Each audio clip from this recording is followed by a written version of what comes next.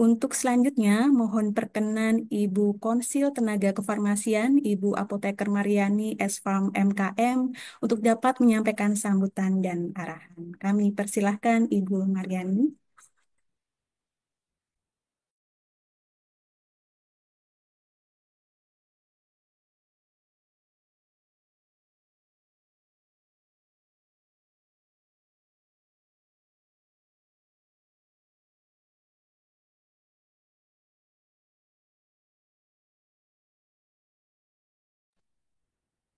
Ya, baik. Terima kasih Mbak Yuni. Assalamualaikum warahmatullahi wabarakatuh. Selamat siang, salam sejahtera untuk kita semua. Yang terhormat, Ketua Kolegium Farmasi, Profesor Diah Aryani Perwitasari. Yang terhormat, Ibu Sekretaris Konsil Kesehatan Indonesia, Dr. Arini Winarti. Yang saya hormati pula Ketua Bidang 3 Kolegium Farmasi Indonesia, Profesor Dewi Melani Haryadi, beserta segenap jajarannya. Yang saya hormati tim kerja dari Keprofesian Konsil Kesehatan Indonesia, yang saya hormati juga dan saya sayangi tentu saja rekan-rekan apoteker ataupun tenaga vokasi farmasi dimanapun Anda berada ya. Ini saya melihat sudah ada di seluruh Indonesia. Ya tentunya puji syukur patut kita panjatkan kehadirat Allah Subhanahu wa taala karena pada sore menjelang sore hari ini kita bisa melakukan tatap muka dalam rangka refreshment update informasi pemenuhan kecukupan SKP bagi tenaga kefarmasian. Teman-teman apoteker ataupun tenaga vokasi farmasi, perlu kita ketahui bahwa saat ini Undang-Undang 17 sudah diundangkan, PP 28 2024 sudah diundangkan, di mana memang terkait dengan pengurusan STR dan pengurusan SKP itu sudah dipermudah ya. Jadi kita tahu bahwa STR sekarang sudah seumur hidup, sehingga untuk memperpanjang STR itu salah satu syaratnya adalah Serkom. Tapi karena Serkomnya, STR-nya sudah berlaku seumur hidup, maka tidak perlu dilakukan perpanjangan Serkom. Kadang-kala banyak teman-teman yang masih bertanya, Serkom saya sudah expire, kemudian bagaimana saya harus memperpanjang Serkom karena belum sempat melakukan pengajuan STR. Jadi untuk Serkom itu cukup satu kali ya, setelah lulus dari uh, satuan pendidikan, lulus uji kompetensi, maka teman-teman pastilah dapat Serkom. Serkom itu bisa diajukan, digunakan sebagai salah satu syarat untuk mengajukan STR, surat tanda registrasi. Saat ini ketika pengajuan saat ini yang berlangsung itu bisa dilakukan untuk STR-nya sudah berlaku seumur hidup. Nah, tentu saja di dalam siklus seseorang dari selesai melaksanakan pendidikan sampai menjalankan praktek keprofesiannya, STR itu tidak cukup ya. Jadi sudah dapat Serkom, Serkom sebagai syarat untuk pengajuan STR, maka masih dibutuhkan. Ketika teman-teman akan melakukan praktek kefarmasian, apakah sebagai apoteker ataukah sebagai tenaga vokasi, maka wajib memiliki surat izin praktek. Bagaimana cara memiliki surat izin praktek? Bagi yang pertama kali melakukan praktek itu sangat mudah. Cukup dengan surat tanda registrasi yang sudah dimiliki yang berlaku seumur hidup dengan tempat prakteknya saja. Itu sudah cukup. Tetapi ingat bahwa surat izin praktek itu hanya berlaku selama 5 tahun. Jadi selama 5 tahun itu teman-teman harus mengumpulkan satuan kredit profesi. Di mana kalau apoteker itu kan harus 100 SKP. Kemudian kalau tenaga vokasi farmasi 50 SKP. Dan SKP itu harus dikumpulkan dalam waktu 5 tahun, tidak misalnya di tahun terakhir ya, tapi harus terbagi. Selama 5 tahun itu minimal 20% itu diperoleh setiap tahunnya. Jadi kalau apoteker dalam setahun harus punya 20 SKP, tenaga vokasi cukup 10 SKP. Nah, SKP-nya diperoleh dari mana saja? Harus dari 3 ranah. Baik itu ranah pembelajaran, ranah keprofesian, maupun ranah pengabdian masyarakat. Jadi tidak bisa nantinya hanya diambil dari salah satu ranah saja. Karena banyak yang sudah mempertanyakan, SKP saya sudah cukup, sudah lebih dari 100, Kak. Tiba-tiba kok jadi berkurang, kurang dari 100. Nah, itu kemungkinan akan ada verifikasi ya dari kolegium. Kenapa kok akhirnya yang terverifikasi itu di bawah 100. Jadi pada hari ini, Alhamdulillah, Sekretariat Konsil Kesehatan Indonesia menyelenggarakan kegiatan refreshment update informasi ini supaya teman-teman baik apoteker maupun tenaga vokasi farmasi lebih paham bagaimana sih cara memperoleh SKP, bagaimana sih verifikasinya sehingga ketika ada pertanyaan-pertanyaan, maka pertanyaan-pertanyaan itu bisa diajukan pada hari ini. Ya, insya Allah nanti akan ada penjelasan baik dari Ketua Kolegium Farmasi Indonesia maupun dari Ketua Bidang 3 Kolegium Farmasi Indonesia. Saya rasa itu saja sambutan dari saya, pesan saya, teman-teman yang memang melaksanakan praktek, mari. Sudah diberikan kemudahan, cukupilah SKP-SKP tersebut sehingga dalam 5 tahun mendatang kita tidak memperoleh kesulitan untuk melakukan perpanjangan surat izin praktek baik sebagai apoteker maupun sebagai tenaga vokasi farmasi. Saya akhiri sambutan saya dan mari kita buka bersama kegiatan refreshment update informasi pemenuhan kecukupan SKP bagi tenaga kefarmasian dengan mengucapkan Bismillahirrahmanirrahim. Kegiatan ini saya nyatakan dibuka. Terima kasih. Wassalamualaikum warahmatullahi wabarakatuh. Saya kembalikan ke Mbak Yuni. Ya, ya terima kasih Ibu Mariani. Izin Ibu, mohon perkenan selanjutnya untuk Ibu Sekretaris Konsil Kesehatan Indonesia kepada Ibu Dr. Arini untuk bisa memberikan sambutan dan arahan Ibu. Terima kasih Bu Yuni. Bismillahirrahmanirrahim. Assalamualaikum warahmatullahi wabarakatuh. Selamat siang, salam sejahtera untuk kita semua. Shalom, Om Swastiastu, Namo Buddhaya, salam kebajikan, salam sehat untuk kita semua. Yang saya hormati Ibu Konsel Farmasi, Bu Mariani. Terima kasih Bu Mariani, saya menyimak apa yang disampaikan Ibu dan yang saya hormati eh, Ketua Kolegium Farmasi, Prof. Dia. Ya, Alhamdulillah bisa bertatap maya.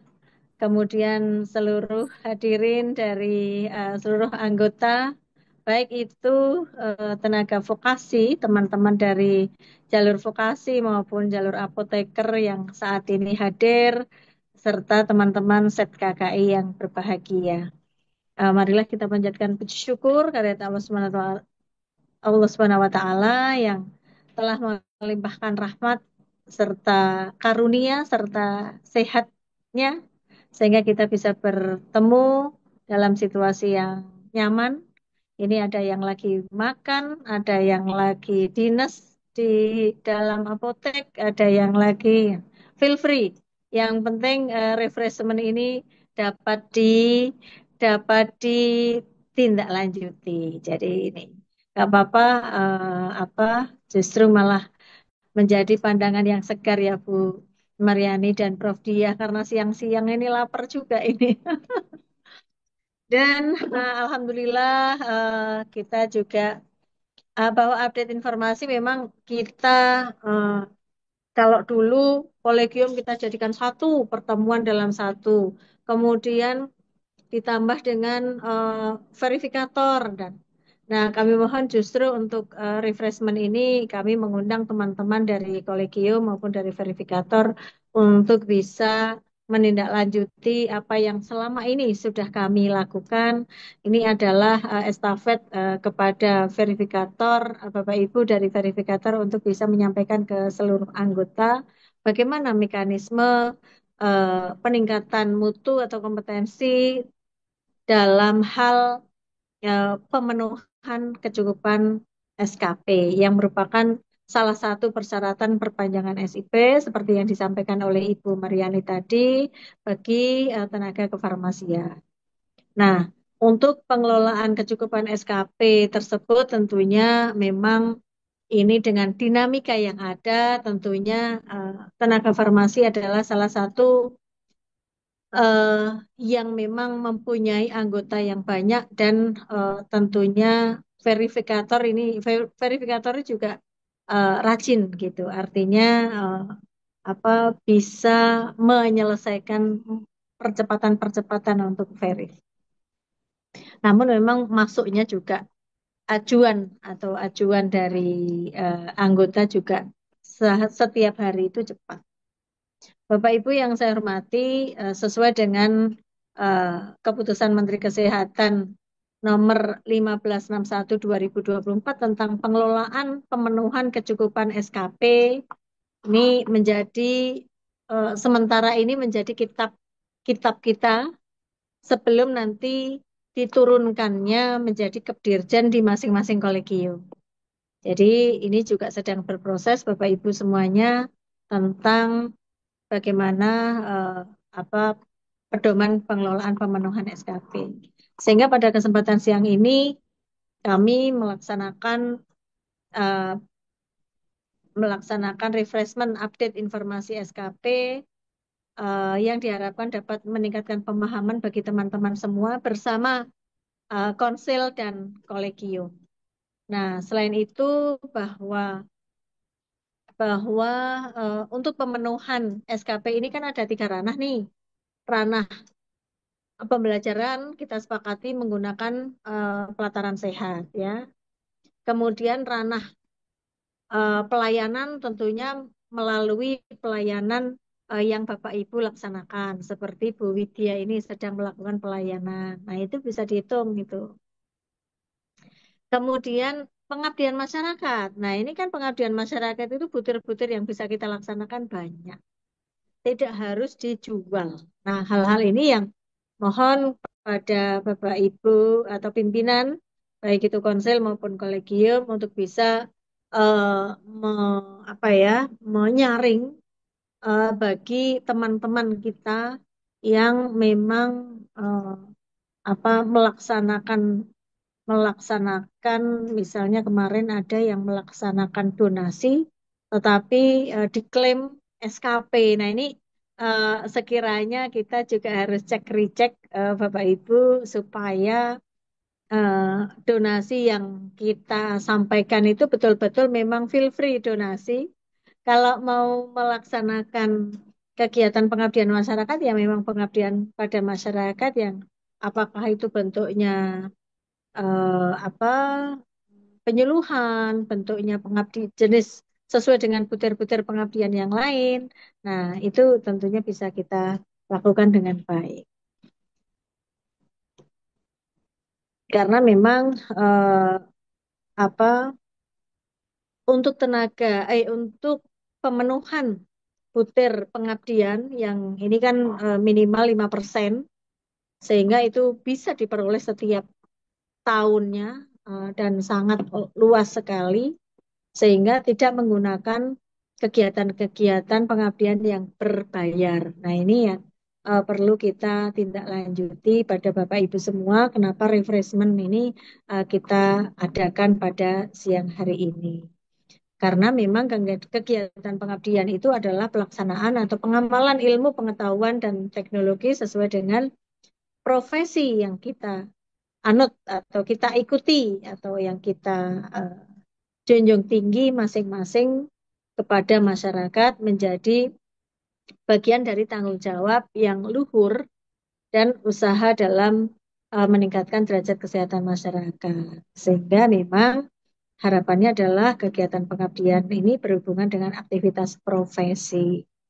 Mudah-mudahan ini bisa kita pilah-pilah tentunya mana yang memang harus uh, apa ya kegiatan itu melibatkan anggaran dari masyarakat, mana yang tidak.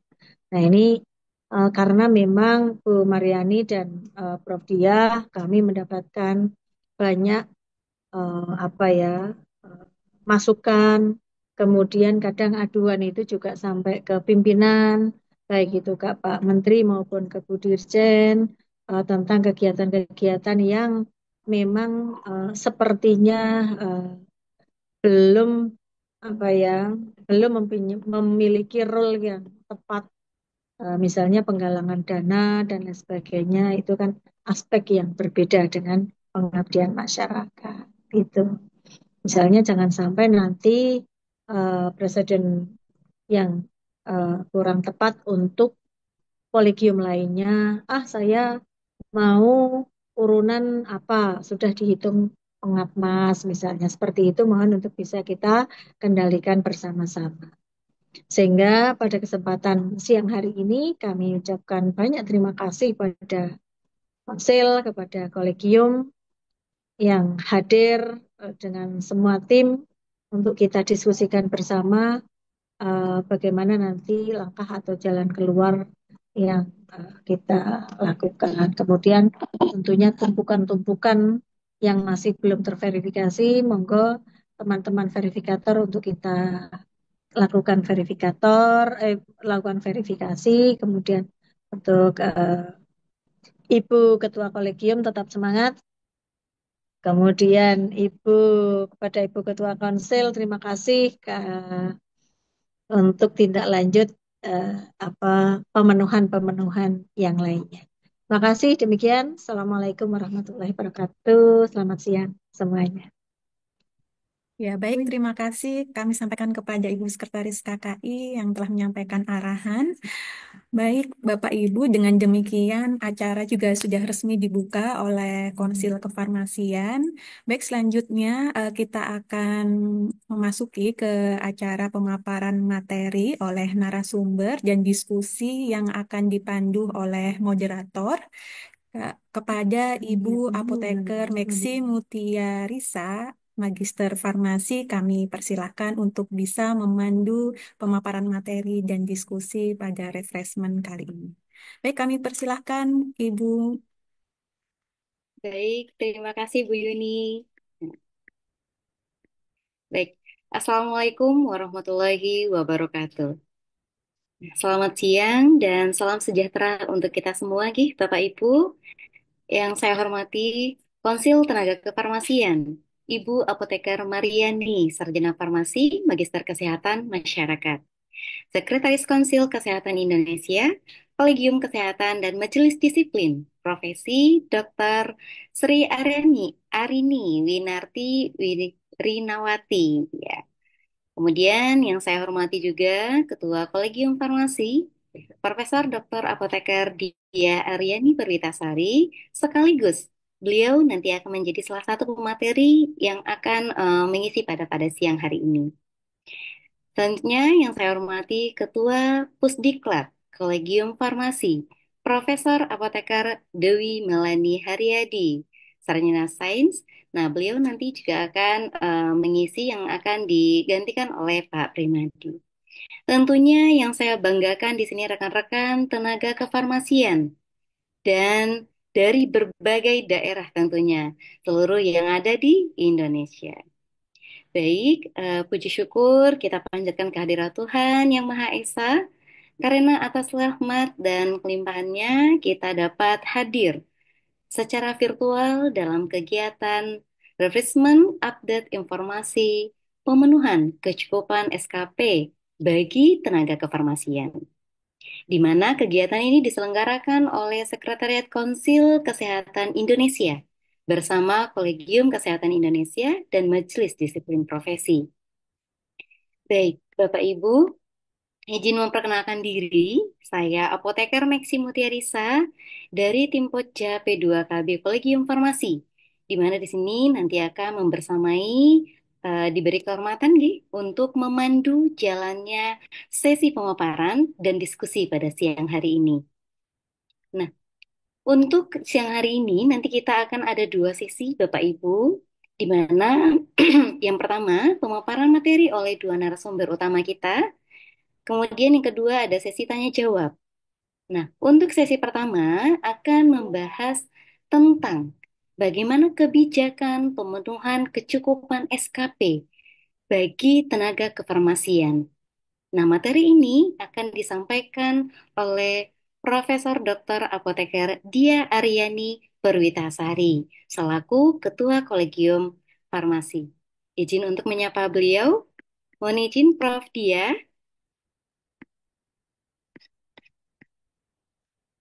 Prof. Dia.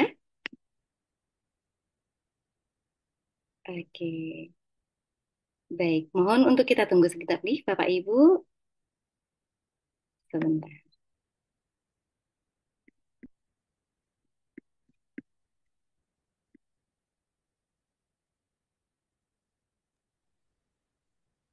Ya, Oh, baik. makasih Mbak Maksi sudah. Oke, baik. Mungkin coba suaranya agak itu, Prof. Ya, Sekali lagi. tes. Oke, baik. Baik. Ya, Sampun siap nggak, Prof? Baik. baik. Untuk waktu tempat, Makasih. silakan Prof. Dia. Baik, terima kasih saya sampaikan kepada Mbak Maksi sebagai moderator. Bismillahirrahmanirrahim. Assalamualaikum warahmatullahi wabarakatuh. Salam sejahtera untuk kita semua. Om Swastiastu, Namo Buddhaya. Yang saya hormati Ibu Sekretaris KKI, Ibu Dr. Arini. Yang saya hormati Ibu Konsil Kefarmasian, Ibu Apoteker Mariani. Yang saya hormati Ibu Ketua Bidang 3 Kolegium Farmasi, Ibu Profesor Dr. Apoteker Dewi Melani, serta Bapak Ibu tim dari farmasi dari Kolegium Farmasi.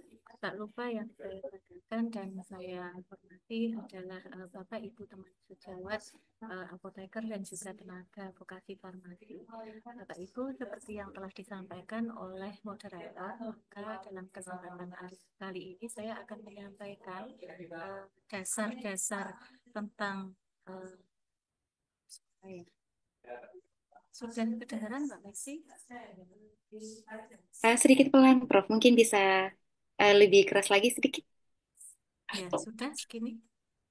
Ini sudah Silakan, maksimal. Prof. Iya. Baik, tentang dasar-dasar pelaksanaan atau verifikasi dari SKP dan juga bagaimana kita harus mengumpulkan SKP selama periode pengumpulan SKP untuk mencapai pemenuhan kompetensi.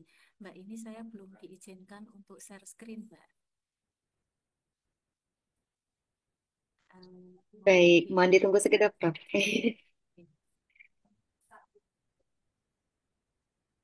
Mohon bantuannya, Bu Yuni. Iya, Ibu. Ini untuk di share screen terlebih dahulu, Bu Yuni, agar Prof. Dia bisa share screen layar. Terima kasih, Bu. Baik.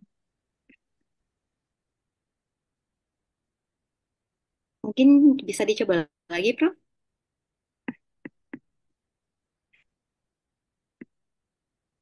Bisa.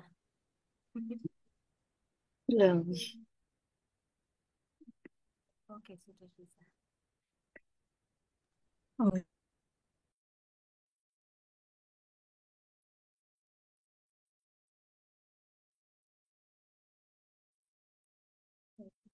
saya, Bapak Ibu, akan saya kembali yang pertama adalah paparan petunjuk tentang kebutuhan SKP dan sebelumnya saya akan memberikan disclaimer terlebih dahulu yaitu bahwa informasi yang ada dalam petunjuk pemenuhan kecukupan SKP yang disusun oleh Kolegium Farmasi ini berdasarkan pada regulasi sebagaimana nanti yang tercantum pada halaman 5. Apabila terdapat perbedaan informasi dalam petunjuk ini dengan regulasi, maka yang digunakan adalah peraturan perundang-undangan atau regulasi yang berlaku pada saat ini. Bapak Ibu sejawat diminta untuk membaca secara komprehensif dasar regulasi yang digunakan dalam petunjuk ini. Dan bila di kemudian hari terdapat perkembangan regulasi, maka petunjuk ini akan disesuaikan. Petunjuk ini dibuat pada tanggal 28 Maret 2025 dan revisi terakhir yaitu pada tanggal 24 April 2025 versi kelima. Akan tetapi tadi malam masih sempat saya masukkan sedikit revisi karena adanya terbitnya Dirjen yang terbaru tentang pemeriksaan kesehatan gratis dan juga pemeriksaan kesehatan dan juga tentang program tuberkulosis. Hal yang akan dibahas pada kesempatan pada siang hari ini adalah yang pertama pemenuhan satuan kredit profesi atau SKP, yaitu halaman 4 sampai 18.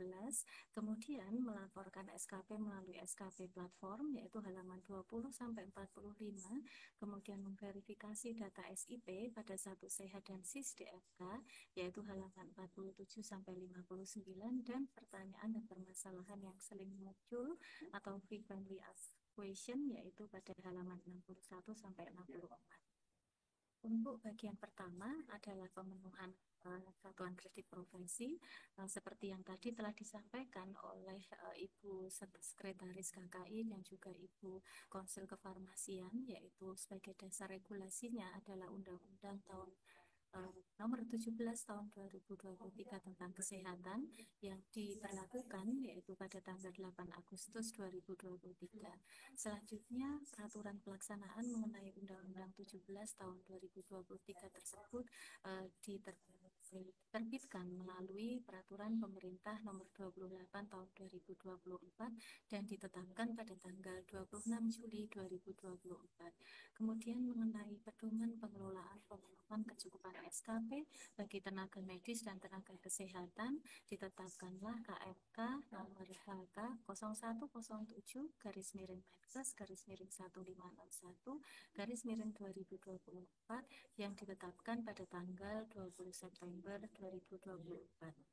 Konsep pemenuhan SKP, Bapak Ibu sejawat, berdasarkan ketentuan tersebut, yang pertama adalah bukti kecukupan SKP itu diperoleh melalui STR, yaitu STR yang lama, dan kemudian juga melalui Serkom. Kemudian setelah itu terdapat periode 5 tahun untuk pengumpulan SKP, sehingga kemudian setelah terdapat periode 5 tahun untuk pengumpulan SKP, maka bukti kecukupan SKP-nya adalah berupa STR aktif, kemudian juga Serkom yang pada saat itu masih berlaku, atau bukti kecukupan SKP yang mana berdasarkan peraturan yang telah disebutkan. Kemudian setelah itu 5 tahun berikutnya untuk pengumpulan SKP, bukti kecukupan SKP-nya adalah STR, yaitu STR seumur hidup, dan juga kecukupan SKP berdasarkan peraturan yang telah ditentukan. SIP berlaku maksimal 5 tahun dan juga SKP dikumpulkan dalam periode praktik 5 tahun untuk digunakan sebagai perpanjangan periode berikutnya, yaitu 5 tahun selanjutnya. Contoh di sini seorang apoteker yang telah memenuhi SKP pada periode pemenuhan SKP 1 September 2019 sampai 1 September 2024. Yang bersangkutan mengajukan SIP perpanjangan di DPR PTSP wilayahnya pada tanggal 21 September 2026. Maka SIP yang dikeluarkan memiliki periode yaitu dari 21 September 2026 sampai dengan 1 September 2029. Kemudian selanjutnya untuk proses penerbitan STR dan SIP, yaitu untuk registrasi, di situ proses registrasi itu diawali dengan adanya registrasi untuk STR seumur hidup, di mana dokumen yang diperlukan yaitu adalah ijazah atau kalau misalnya untuk mahasiswa profesi atau mahasiswa vokasi itu adalah sertifikat profesi dan juga sertifikat kompetensi. Dokumen ini diajukan ke konsil dan kemudian yang menerbitkan adalah konsil atas nama Menteri Kesehatan. Kemudian untuk konsep perizinan untuk penjagaan kompetensi, yaitu kecukupan SKP diperoleh dari 3 ranah, antara lain pembelajaran, profesionalisme, atau pelayanan dan pengabdian masyarakat, di mana validatornya adalah kolegium dan kemudian penerbitnya untuk penjagaan kecukupan kompetensi ini adalah Kementerian Kesehatan. Kemudian untuk SIP berupa surat, yaitu surat izin praktek. Untuk dokumen yang dibutuhkan adalah STR, kemudian tempat praktek, kecukupan SKP, di mana kecukupan SKP ini adalah khusus untuk perpanjangan SIP.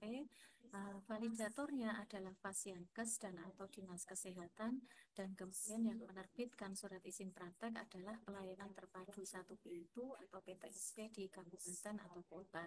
Jadi dalam melalui sosialisasi ini, Bapak Ibu, mudah-mudahan Bapak Ibu sudah bisa membedakan mana yang menjadi wewenang yang diterbitkan atau divalidasi oleh kolegium dan mana yang menjadi wewenang untuk penerbitan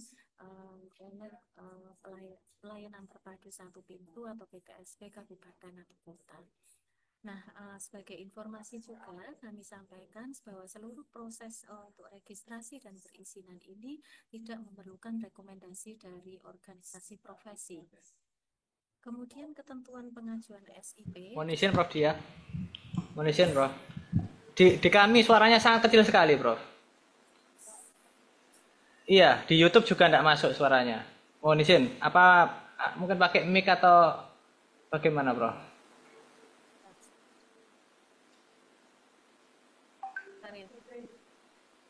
Ini mungkin karena noise ya di tempat Prof, jadi masuk noise cancelling jadinya teredam semua suaranya, termasuk suara dari Prof Dia sendiri.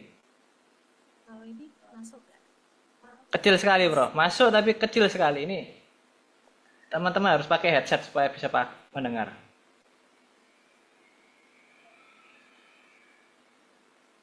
Kalau ini terdengar nggak Pak Rin? Lebih keras tapi juga masih pelan. Nggih. Harus pakai mic sendiri memang ini Prof, nampaknya.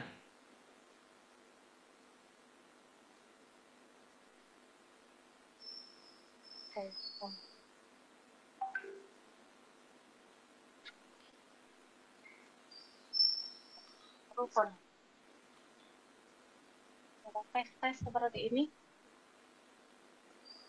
Pelan sekali.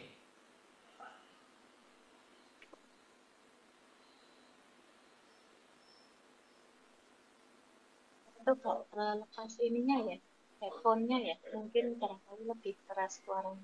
Nggih, coba enggak pakai headphone, Prof. Langsung dari pakai mic-nya ini. Mic-nya apa? Laptop atau tablet ini.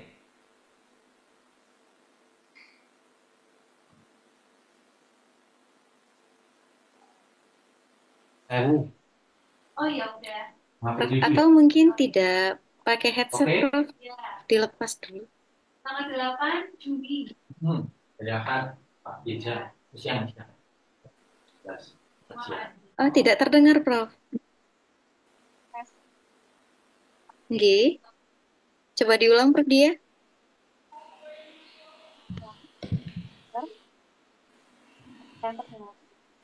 Belum, Prof. Belum jelas.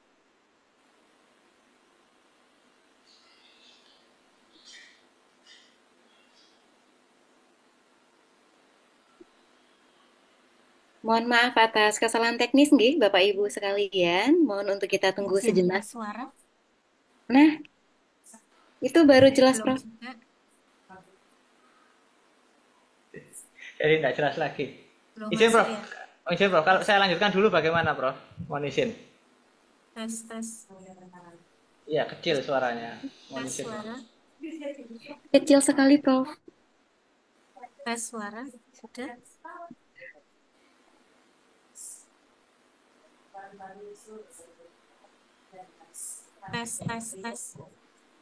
Sudah masuk. Suaranya masuk, tapi kecil, kecil Prof. sekali, Prof. Kecil sekali, sampai tidak terdengar begitu. Ini kami harus pakai headset untuk dengar. Mohon izin.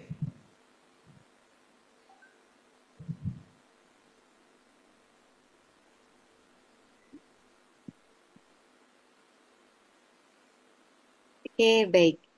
Mohon kita tunggu sejenak nih, Bapak Ibu, dan mohon maaf atas ketidaknyamanannya.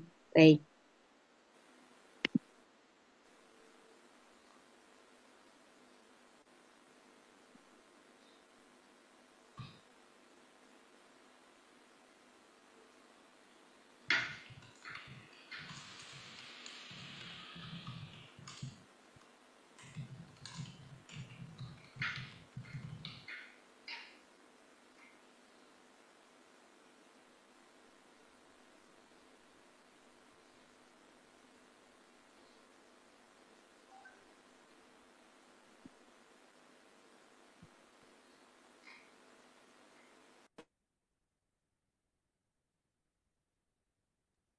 Ini Mbak, tes. Tes. Bu Terdengar? Meksi, Bu Jelas, Meksi ini jelas. arahan dari Prof Diah, saya yang menggantikan begitu. Oke, baik. Baik, terima kasih. Ini Jadi bagaimana Prof Dia? apakah sudah terdengar kalau ini? Iya, Nah ini, terdengar, nah Prof. ini, Nah, ini ini baru bagus, jelas, Prof. Prof. Monggo, monggo, dilanjutkan, Prof. Apakah tapi berisik sekali di belakang? Enggak, di kami Kan, enggak terdengar berisiknya, Prof. Oh gitu ya kan suara sudah. Prof Dia terdengar yang jelas. Ini jelas Oh, kalau ini, nggih, ini jelas kalau saya ini. kurang dari mana?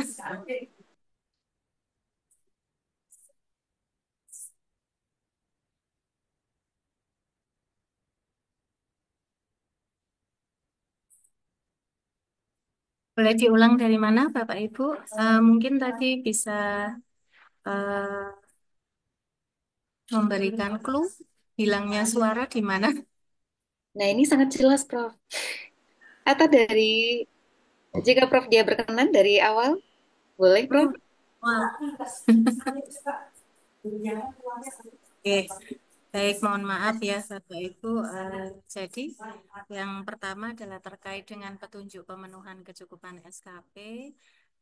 Ini yang pertama kita disclaimer terlebih dahulu bahwa informasi yang kita sampaikan ini semua berdasarkan pada regulasi yang tercantum pada halaman 5 dan ini dibuat pada tanggal 28 Maret 2025 dan revisi terakhir yaitu pada tanggal 24 April 2025. Kemudian hal-hal yang akan kami sampaikan berikutnya adalah pada halaman-halaman yang tertera yaitu pemenuhan satuan kredit SKP itu pada halaman 4 sampai 18, kemudian pelaporan SKP melalui SKP platform yaitu halaman 20 sampai 45 dan selanjutnya verifikasi data SIP melalui Satu Sehat dan SIS DMK yaitu pada halaman 47 sampai 59 dan permasalahan yang sering muncul nanti ditampilkan pada halaman 61 sampai 64. Kemudian regulasi yang mengatur Bapak Ibu yaitu adalah Undang-Undang 17 tahun 2023 yang mulai berlaku pada 8 Agustus 2023 dilanjutkan dengan PP 28 2024 tentang peraturan pelaksanaan Undang-Undang 17 2023 dan kemudian keputusan Menteri Kesehatan yang dikeluarkan pada tanggal 20 September 2024 mengenai pedoman pengelolaan pemenuhan kecukupan SKP bagi tenaga medis dan tenaga kesehatan. Timeline atau sequence waktu untuk konsep pemenuhan SKP yang pertama adalah bukti kecukupan SKP yaitu berupa STR lama dan sertifikat kompetensi.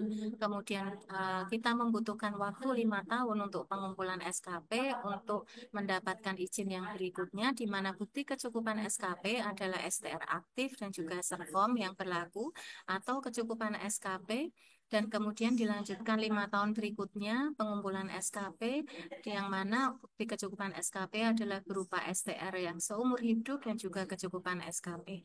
SIP akan berlaku maksimal 5 tahun dan SKP dikumpulkan dalam periode praktek 5 tahun untuk digunakan sebagai perpanjangan periode yang berikutnya. Kemudian mengenai registrasi dan perizinan, Bapak Ibu teman sejawat mohon dapat diperhatikan dengan baik bahwa registrasi STR seumur hidup itu membutuhkan dokumen ijazah dan atau sertifikat profesi dan juga sertifikat kompetensi yang validatornya adalah konsil dalam hal ini konsil farmasi dan kemudian penerbitnya adalah konsil atas nama Menteri Kesehatan. Kemudian untuk penjagaan kompetensi yaitu satuan kredit profesi, kecukupan SKP diperoleh dari 3 ranah dan validatornya adalah kolegium, kemudian penerbit kecukupan SKP adalah dari Kementerian Kesehatan. Kemudian untuk surat izin praktek atau SIP, dokumen yang dibutuhkan adalah STR, kemudian keterangan dari tempat praktek, dan kemudian kecukupan SKP yang meliputi 3 ranah.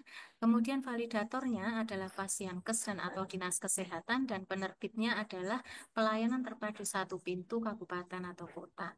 Selanjutnya untuk ketentuan pengajuan SIP, Bapak Ibu di sini terbagi menjadi beberapa kriteria yaitu pengajuan SIP pertama kali, perpanjangan, dan SIP yang kedua atau yang ketiga. SIP pertama kali di sini lulusan kurang dari 5 tahun dengan STR lama yang masih berlaku atau STR seumur hidup, maka persyaratannya adalah STR dan keterangan dari tempat praktek dan masa berlaku SIP-nya adalah untuk STR lama yang masih berlaku lebih dari masa berlaku SIP, maka berlakunya SIP adalah sama dengan masa berlaku STR. Sedangkan untuk STR seumur hidup, maka masa berlaku SIP adalah 5 tahun. Kemudian untuk yang tidak pernah praktek lebih dari 5 tahun sejak sebelum Undang-Undang 17 2023 diberlakukan, maka persyaratannya adalah STR, kemudian surat keterangan tempat praktek dan bukti pemenuhan kompetensi dan masa berlaku SIP-nya adalah 5 tahun. Kemudian untuk perpanjangan, maka di sini STR lama yang masih berlaku atau STR seumur hidup, persyaratan yang dibutuhkan adalah STR, surat keterangan dari tempat praktek dan juga bukti kecukupan SKP dan masa berlaku SIP-nya adalah 5 tahun. Selanjutnya untuk SIP kedua atau ketiga, maka untuk STR lama yang masih berlaku atau STR seumur hidup, persyaratannya adalah STR, kemudian SIP yang pertama dan atau SIP yang kedua, serta surat keterangan dari tempat praktek dengan masa berlaku. Jika STR lama yang masih berlaku adalah lebih dari masa berlaku SIP, maka masa berlaku SIP-nya adalah masa berlaku STR. Kemudian jika STR seumur hidup lebih lama, maka di sini mengikuti masa berlaku SIP pertama. Kemudian untuk ranah dan proporsi pemenuhan SKP, Bapak Ibu teman sejawat mestinya sudah familiar ya dengan adanya ranah pembelajaran profesionalisme dan pengabdian kepada masyarakat dengan proporsinya masing-masing, yaitu untuk apoteker dan apoteker spesialis adalah lebih dari sama dengan 45, kemudian untuk profesionalisme lebih dari sama dengan 35 dan pengabdian lebih dari sama dengan 5. Sedangkan untuk nilai tenaga vokasi farmasi di sini adalah pembelajaran lebih dari sama dengan 22,5, lebih dari sama dengan 17,5 untuk profesionalisme dan lebih dari sama dengan 2,5 untuk pengabdian masyarakat. Sisa presentase kurang lebih 15% di sini dapat dipenuhi dari ranah manapun dan wajib memenuhi 20 SKP pembelajaran per tahunnya. Kemudian Bapak Ibu kita perlu mengenal juga ekosistem satu sehat sehingga kita mengetahui hal-hal apa saja yang memang itu sudah terintegrasi dalam satu sehat dan hal-hal apa saja yang memang perlu ditambahkan dokumennya ke dalam sistem satu sehat. Ekosistem satu sehat itu dimulai dengan adanya pelataran sehat di mana di sini terdapat berbagai macam pilihan untuk proses pembelajaran. Bapak Ibu di sini bisa memilih proses pembelajaran atau pendidikan untuk menjaga kompetensinya ya, sesuai dengan apa yang dibutuhkan oleh Bapak Ibu. Kemudian juga ada konsep rekam medik elektronik satu sehat, di mana di sini nanti jika terintegrasi maka akan menambah atau meningkatkan SKP profesionalisme. Nah, sistem pada pelataran sehat dan RME satu sehat ini nanti akan terintegrasi dalam SKP platform, di mana di sini ada pengumpulan SKP 3 ranah, dan kemudian SKP platform ini nanti akan terintegrasi dengan satu sehat SDMK, yang mana ini nanti adalah untuk penerbitan izin oleh digital MPP yang secara nasional. Akan tetapi ada hal yang memang kita harus mencari, Bapak Ibu, yaitu SKP pengabdian, di mana untuk SKP pengabdian itu memang kita sebagai apoteker, kemudian apoteker spesialis nantinya, dan juga sebagai tenaga vokasi farmasi harus melakukan pengabdian kepada masyarakat. Adapun definisi pengabdian kepada masyarakat sebenarnya sudah tercantum juga ya di dalam regulasi yang tadi sudah kita sebutkan. Untuk jenis-jenis kegiatan, Bapak Ibu, di sini untuk pembelajaran bisa berupa seminar atau webinar, workshop, simposium atau konferensi, pembelajaran mandiri, pelatihan, yang mana itu dapat diikuti melalui pelataran sehat. Kemudian untuk profesionalisme bisa berupa asuhan, non-asuhan, administratif, manajerial, riset, dan publikasi, yang mana itu nanti kalau berupa data rekam medis elektronik akan terintegrasi dengan satu sehat dan atau kita melaporkan melalui logbook ya, nanti untuk logbook dapat dijelaskan selanjutnya oleh Pak Primadi ya melalui SKP platform. Kemudian untuk pengabdian, memang ini kita harus mencari aktivitas ya terkait dengan pengobatan massal yang sifatnya kolaboratif, kemudian penyuluhan kesehatan, tim khusus untuk relawan bencana atau tim nakes haji, kemudian edukasi media sosial, dan ini berupa dokumen aktivitas ataupun SK yang mana ini nanti kita melaporkan melalui logbook yang ada di dalam SKP platform. Sehingga Bapak Ibu seperti tadi yang sudah disampaikan oleh Ibu Arini ya, jangan sampai kita nanti menyumbang ke satu daerah itu dianggap sebagai pengabdian pada masyarakat, atau kita donor darah juga dianggap itu sebagai pengabdian kepada masyarakat. Ada poin-poin yang harus dipenuhi Bapak Ibu, termasuk misalnya tim khusus, relawan bencana atau tim nakes haji ini SK-nya juga tertentu. Tidak semua instansi bisa memberikan SK dan SK tersebut diakui sebagai aktivitas sebagai SKP melalui SKP platform. Jadi Bapak Ibu memang harus membaca lebih rinci. Kemudian untuk contoh jenis kegiatan pembelajaran tadi sudah kita sampaikan ya, ada seminar, kemudian webinar ini bisa dilaksanakan secara daring atau luring dan dapat melingkupi lintas profesi kesehatan. Kemudian untuk workshop ini memang harus dilaksanakan secara luring, Bapak Ibu. Kemudian untuk simposium atau konferensi ini spesifikasinya adalah ada kajian-kajian ilmiah tentang satu topik atau laporan penelitian atau laporan kasus. Sedangkan pembelajaran mandiri ini bisa diikuti melalui konsep MOOC yang mana itu sudah ada dalam pelataran sehat dengan metode e-learning. Kemudian untuk contoh kegiatan profesionalisme, ini seperti tadi yang disampaikan oleh Ibu Sekretaris KKI akan diterbitkan melalui Kepdirjen. Sementara dari farmasi ini mempunyai peraturan, mempunyai ketentuan, misalnya untuk teman-teman sejawat ya, apoteker ataupun TVF yang bekerja di industri, kegiatan administrasinya memiliki hal-hal sebagai berikut, yaitu dokumentasi kegiatan R&D, produksi, QC, QA, K3, halal assurance, dan laporan eksternal. Kemudian untuk asuhan tidak melakukan, dan untuk non-asuhan bisa kegiatan keprofesian terkait manufacturing seperti melakukan R&D dan seterusnya. Sedangkan teman-teman yang bekerja di bidang distribusi, maka bidang administratifnya adalah mendokumentasikan kegiatan penerimaan, pendistribusian, pemusnahan, K3, pelaporan eksternal, dan lain sebagainya. Kemudian tidak ada kegiatan asuhan, dan kegiatan non-asuhannya adalah membuat perencanaan, melakukan pengadaan, menjamin mutu selama penyimpanan, mendistribusikan, dan seterusnya. Kemudian untuk teman-teman yang mempunyai pekerjaan di bidang pelayanan, entah itu di rumah sakit, klinik, apotek maupun puskesmas, maka kegiatan administratifnya adalah dokumentasi kegiatan-kegiatan pengadaan, penerimaan, dan seterusnya.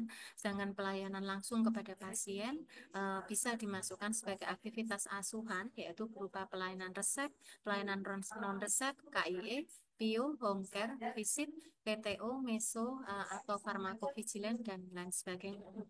Kemudian kegiatan non-asuhan di sini termasuk pelayanan tidak langsung kepada pasien seperti penyiapan resep, IV admixture, perancikan, handling sitostatik, dan lain sebagainya. Kemudian kita juga memberikan SKP, yaitu untuk kegiatan ada SKP untuk kegiatan profesionalisme yang berupa pendidikan lanjut, yaitu mengambil S2 dan atau S3 atau program fellowship atau mengambil program apoteker spesialis. Ada juga kegiatan penelitian dan publikasi, baik menjadi peneliti utama maupun peneliti anggota di jurnal nasional maupun internasional. Kemudian kegiatan manajerial, yaitu menjadi direktur rumah sakit, kepala puskesmas, manajer mutu, kepala kesatuan kesehatan, dan lain sebagainya. Dan kegiatan keprofesian, misalnya sebagai penyusun atau pembuat soal uji kompetensi, sebagai reviewer, penguji dalam uji kompetensi nasional, sebagai perseptor atau pembimbing praktek.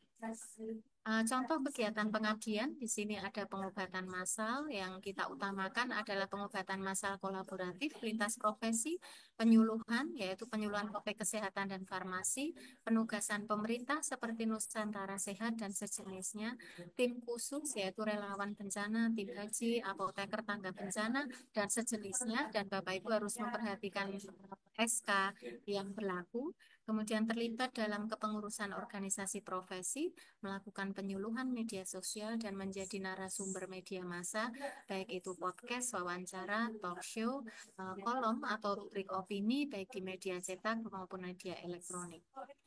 Nah, ini adalah bagian yang terakhir dari paparan saya, Bapak Ibu, bahwa beberapa waktu yang lalu telah dikeluarkan, telah diterbitkan, yaitu Kep Dirjen Sumber Daya Manusia Kesehatan nomor HK 0202 F2049 2025 mengenai Satuan Kredit Profesi Program Penanggulangan Tuberkulosis dan Program Pemeriksaan Kesehatan Gratis.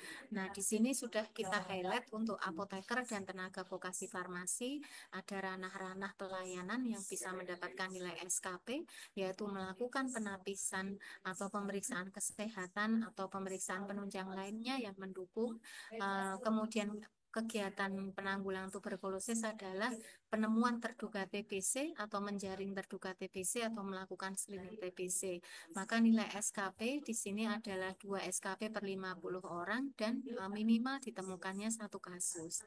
Target unit adalah pasien atau spesimen atau masyarakat dan kriteria pengakuan adalah melakukan tindakan. Di sini juga sudah tercantum Bapak Ibu dokumen pembuktian yaitu berupa logbook yang diperoleh dari rekam medis elektronik atau sistem informasi tuberkulosis. Nilai SKP maksimal untuk kegiatan penapisan atau pemeriksaan kesehatan atau pemeriksaan kesehatan penunjang ini adalah 22,5 SKP dalam 5 tahun. Kemudian selanjutnya pemberian pelayanan keprofesian tertentu, yaitu memberikan edukasi pengobatan TBC dan efek samping obat kepada pasien TBC, juga melakukan penyimpanan OAT dan non-OAT yang benar. Nah, di sini ada parameter berdasarkan jumlah pasien, yaitu kurang dari 10 pasien per bulan adalah 2 SKP, lebih dari 10 pasien per bulan adalah 3 SKP. Target unitnya adalah pasien dan kriterianya adalah melakukan tindakan berupa logbook, rekap manual data yang diperoleh dari RME dan atau sistem informasi tuberkulosis. Maksimal SKP dalam 5 tahun adalah 45 SKP. Ini sudah cukup banyak ya Bapak Ibu, ini sudah memenuhi nih kalau rutin mengadakan pemberian layanan keprofesian terhadap pasien tuberkulosis. Kemudian untuk ranah pengabdian, yaitu bentuk kegiatan yang mendukung program pemerintah, adalah kegiatan pelayanan medis atau pengobatan massal untuk masyarakat, masih terkait dengan TBC, yaitu berkontribusi dalam kegiatan penemuan kasus TBC secara aktif, dan di sini diperoleh 20 SKP per kegiatan. Kemudian dokumennya adalah berupa surat tugas atau SK kegiatan yang disahkan oleh organisasi profesi atau kepala dinas kesehatan. Ini SK-nya perlu diperhatikan ya Bapak Ibu. Jadi yang mengesahkan surat tugas atau SK kegiatannya bukan dari kepala institusi tempat Bapak Ibu bekerja. Selanjutnya adalah kegiatan yang terkait dengan program pemeriksaan kesehatan gratis, yaitu untuk ranah pelayanan administratif keprofesian. Di sini menjadi SKP untuk apoteker dan tenaga vokasi farmasi, yaitu adalah pengelolaan alat kesehatan dan BMHP, di mana di sini nilainya adalah kurang dari 20 tindakan sejumlah 2 SKP dan lebih dari 20 tindakan adalah 30 SKP. Target unitnya adalah jenis tindakan administratif dan dokumennya adalah rekam medis elektronik atau rekap kegiatan selama 6 bulan, 1 tahun dengan tanda tangan pimpinan lembar resmi fasilitas kesehatan atau institusi. Nah, kalau yang ini Bapak Ibu aktivitasnya bisa berupa surat yang berasal dari institusi tempat Bapak Ibu bekerja. Nilai SKP maksimal selama 5 tahun adalah 45. Sedangkan untuk aktivitas yang lain di sini yang melibatkan apoteker dan tenaga vokasi farmasi adalah pemberian obat sesuai resep atau pemberian informasi obat. Dokumennya sama, yaitu berupa kegiatan logbook 6 bulan atau 1 tahun dengan tanda tangan pimpinan dengan pimpinan yang ada di institusi tersebut. Nah, ini yang bisa saya sampaikan, Bapak Ibu, yang terbaru ini adalah Kepdirjen Sumber Daya Manusia mengenai SKP untuk program penanggulangan tuberkulosis dan program pemeriksaan kesehatan gratis. Sedangkan untuk pedoman pengelolaan pemenuhan kecukupan satuan kredit profesi, kami sudah menyediakan link untuk dapat diunduh dan nanti akan kami susulkan juga untuk Kepdirjen yang terbaru mengenai pemeriksaan kesehatan gratis dan tuberkulosis. Saya kira dari saya cukup sampai di sini, Mbak Meksi. Untuk lebih rincinya nanti saya serahkan kepada Mas Primadi. Terima kasih dan mohon maaf sebelumnya Bapak Ibu atas gangguan teknis pada awal tadi memberikan paparan. Untuk selanjutnya, selamat menyimak pemaparan dari narasumber yang kedua. Saya tutup. Assalamualaikum warahmatullahi wabarakatuh. Waalaikumsalam warahmatullahi wabarakatuh. Baik, terima kasih Prof. Dia, pemaparan yang sudah sangat informatif sekali. Baik Bapak Ibu, kita lanjutkan untuk materi yang kedua yang akan disampaikan oleh sebentar. Materi kedua itu terkait penggunaan SKP platform sebagai portal pemenuhan SKP dan solusi kendala. Nah, untuk topik ini yang akan disampaikan oleh Bapak Apoteker Primadi Afianto, MFAM Queen. Kepada Pak Primadi, mohon izin. Ya, Assalamualaikum, Bu Meksi. Waalaikumsalam. Nggih. Sampun nggih, Pak? Ready, Pak? Insya Allah. Baik. Monggo kepada Pak Primadi kami persilahkan. Baik, Bismillahirrahmanirrahim. Assalamualaikum warahmatullahi wabarakatuh. Sugeng siang, sejat semua. Tadi sudah kita dengarkan gitu ya paparan dari Ketua Kolegium Farmasi Profesor Dia. Ini saya melanjutkan mungkin langsung aja kepada ini ya case-case begitu ya. Dan ini di Q&A ini banyak sekali minta diverifikasi, tapi ada NIK dan sebagainya ya. Tapi ya silakan lah kalau memang itu sudah dicatat juga ya oleh tim, tapi perlu kami sampaikan mungkin tadi saya ngecek beberapa begitu ya, ada yang laporan begitu tapi ternyata di kami tidak muncul, maksudnya di kolegium gitu ya, di verifikator kolegium tidak muncul. Nah itu kenapa? Nah ini nanti akan saya sampaikan gitu ya. Sebentar saya izin menyiapkan sebentar. Nah.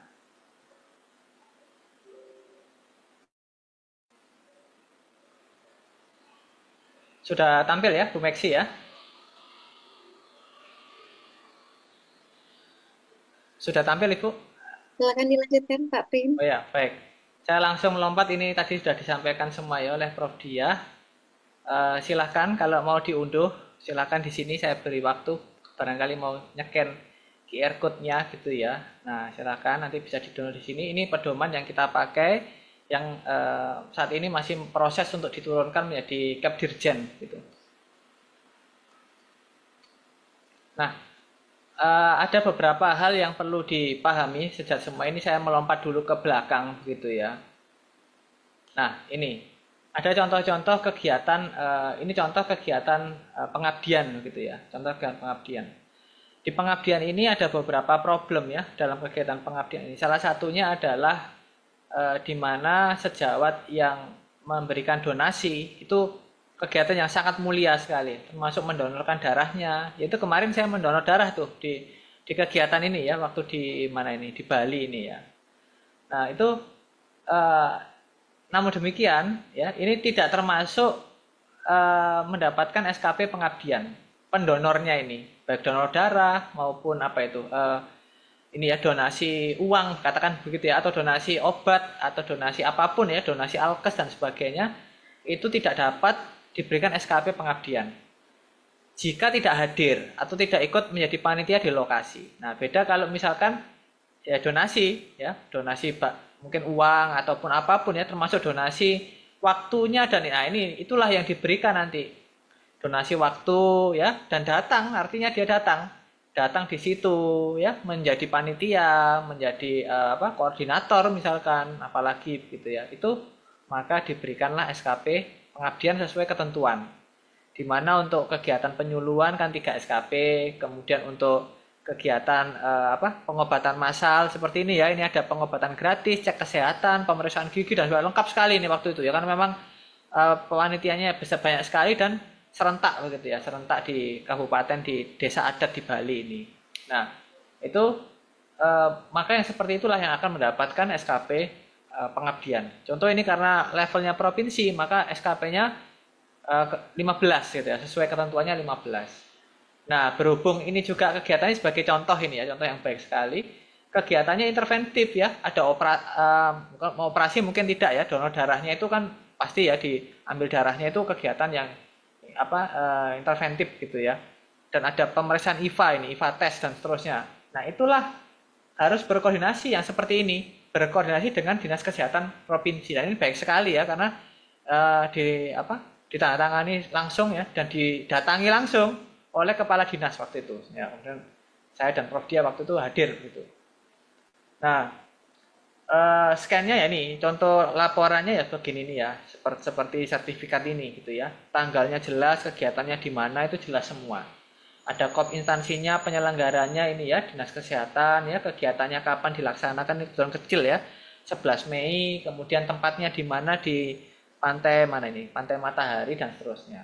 Nah, untuk ketentuan yang selain kegiatan ini, maka nanti bisa dilihat di tabel 13 pada pedoman pengelolaan pemenuhan kecukupan SKP. Jadi ini poinnya. Nah, tapi apakah boleh yang online? Boleh, online boleh. Itu masuknya nanti pengabdian edukasi melalui media sosial sejak semua.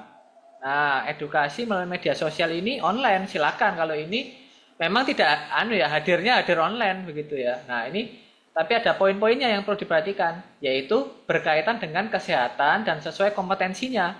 Nah, ini apoteker ya, kompetensinya tentang mendapatkan, menggunakan, menyimpan begitu ya, obat misalkan. Nah, itu cocok nanti. Tentu ini harus bisa dipertanggungjawabkan ya, sesuai dengan keprofesian dan kompetensinya. Nah, kemudian sama juga ini karena tidak ada sertifikatnya, mungkin kan tidak ada sertifikatnya, orang upload sendiri gitu ya.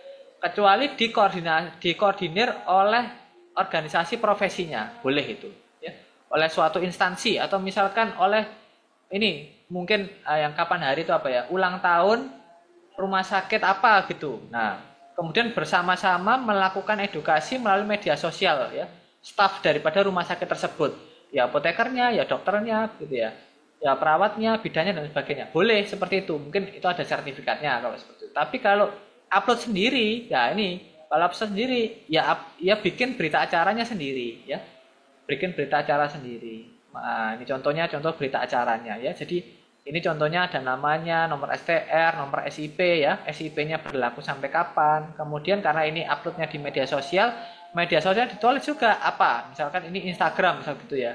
Nama akunnya apa? Materinya apa ini? Penggunaan obat saat berpuasa, misal saja ini ya, contoh saja ya. Kemudian kapan uploadnya? Sabtu, Februari. Dan ada tautannya, ada linknya. Nah, linknya ini perlu ditampilkan begitu dan bisa diklik. Nah, jangan juga linknya ini diklik kemudian akunnya di private saja semua. Tidak bisa dilihat dong. Nah, kalau tidak bisa dilihat ya tidak bisa dinilai. Nah, ini upload beneran apa enggak gitu kan. Dan terus siapa audiensnya kalau di private begitu. Nah, ini kan kegiatan ini kenapa dapat SKP, supaya melawan hoax gitu ya, hoax yang beredar di media sosial. Oleh karena itu ya akunnya jangan di private. Nah, nanti ada yang bertanya mungkin, kalau akunnya di private karena saya ini orangnya introvert gitu ya, introvert, saya tidak mau akun saya itu publik.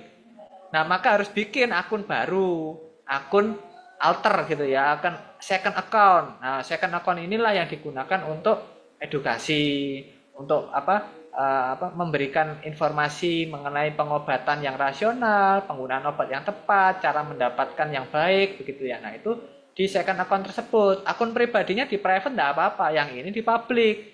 Nah, dan di istilahnya ya, followernya juga ternyata followernya itu bertiga ya.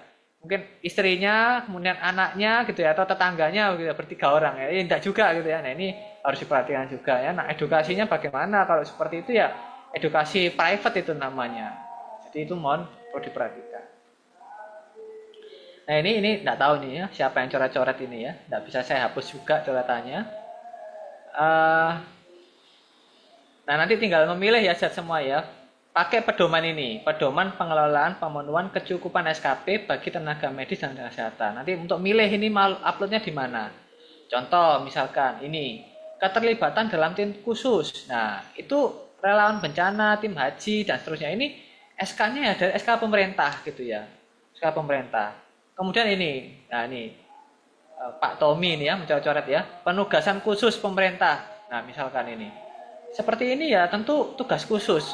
Ini bukan tugas khusus, tugas mengikuti kegiatan apa lokakarya ditugaskan oleh kepala puskesmasnya gitu ya. Ya memang sih kepala puskesmasnya ini bagian dari pemerintah gitu ya. Tapi itu bukan tugas-tugas yang seperti itu ya.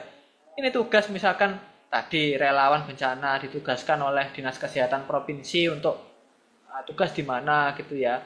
Tim haji, kemudian tim apa kemarin tuh apalagi ya, tim ini, tim kesehatan untuk calon legislatif misalkan. Nah, itu tentu tugas khusus begitu. Nah, kalau ditugaskan ikut lokakarya, ditugaskan ikut promkes di desa mana, itu ya bukan termasuk daripada penugasan khusus karena itu tidak khusus ya. Khusus itu ya insidentil, khusus-khusus seperti itu. Nah, kalau ini kan tidak khusus ya, teman-temannya yang lain yang ikut juga banyak kan begitu. Nah, ini mohon diperhatikan hal-hal seperti demikian ya, diperhatikan betul apa pembuktiannya dan nilai SKP-nya semuanya sudah tercantum di sini. Tentu verifikator akan menilai berdasarkan nilai SKP yang sesuai ketentuan ini. Nah ini contohnya lagi ya, untuk kegiatan lagi nih, Pengmas ya diberikan kepada ini apoteker ya kebetulannya yang melakukan pengobatan. Nah ini ada kitan. Nah kalau kitan kan interventif tadi ya, kegiatan intervensi maka harus berkoordinasi dengan dinas kesehatan, minimal adalah dengan puskesmas setempat. Nah ini langsung dengan kepala dinas kesehatannya kabupaten. Ini di Sidoarjo, ini di tempat saya praktek ini ya. Nah itu jadi bisa diupload di situ. Ini di data-datanya diisikan dengan benar di situ. Pemeriksaan kesehatan ya, penyuluhan di mana, ini desa mana, desa Banjarpanji, itu diketik di sini ya. Penyelenggaranya dinas kesehatan kabupaten ya, dan OP ini ya, OP ada beberapa OP di situ. Nah, diupload di sini, tentu ketentuannya adalah filenya dalam bentuk PDF dan ukuran filenya maksimal 250 KB. Nah, jadi mohon diperhatikan. Ini kalau tadi ya yang upload Instagram itu ya sama ya, diisi di seperti ini laporannya. Nah, ini adalah hal yang perlu diperhatikan ya. Mungkin ini poin terakhir saya ya, hal yang perlu diperhatikan sebelum kita lanjutkan ke diskusi ya. Ini mohon dicek akun Satu Sehatnya, apakah sudah foto yang jelas dengan background merah, tampak wajah dengan latar belakang merah dan seterusnya. Ini ada syarat-syaratnya ya. Silakan dicek lagi.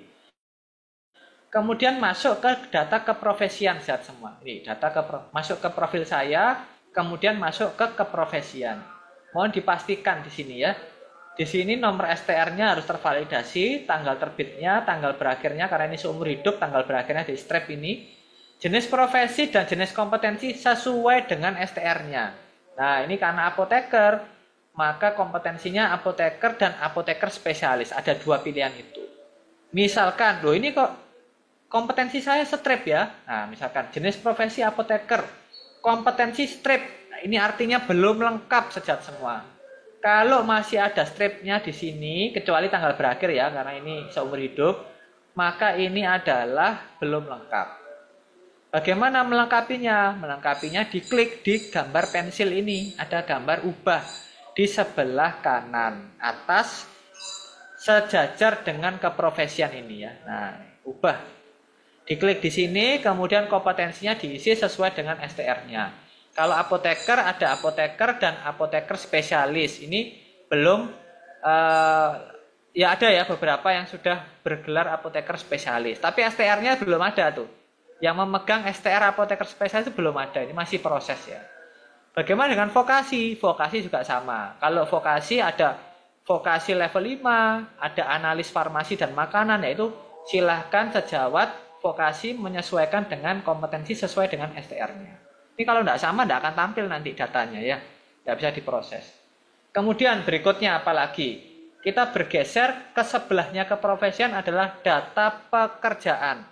Di sebelah data keprofesian adalah data pekerjaan. data pekerjaan harus tervalidasi, ya, tervalidasi ini. Tervalidasi. Validasinya di mana?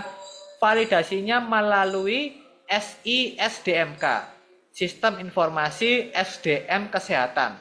Siapa yang memiliki akses SISDMK? Yang memiliki akses SISDMK adalah Dinas Kesehatan Kabupaten Kota dan penanggung jawab daripada sarana tersebut.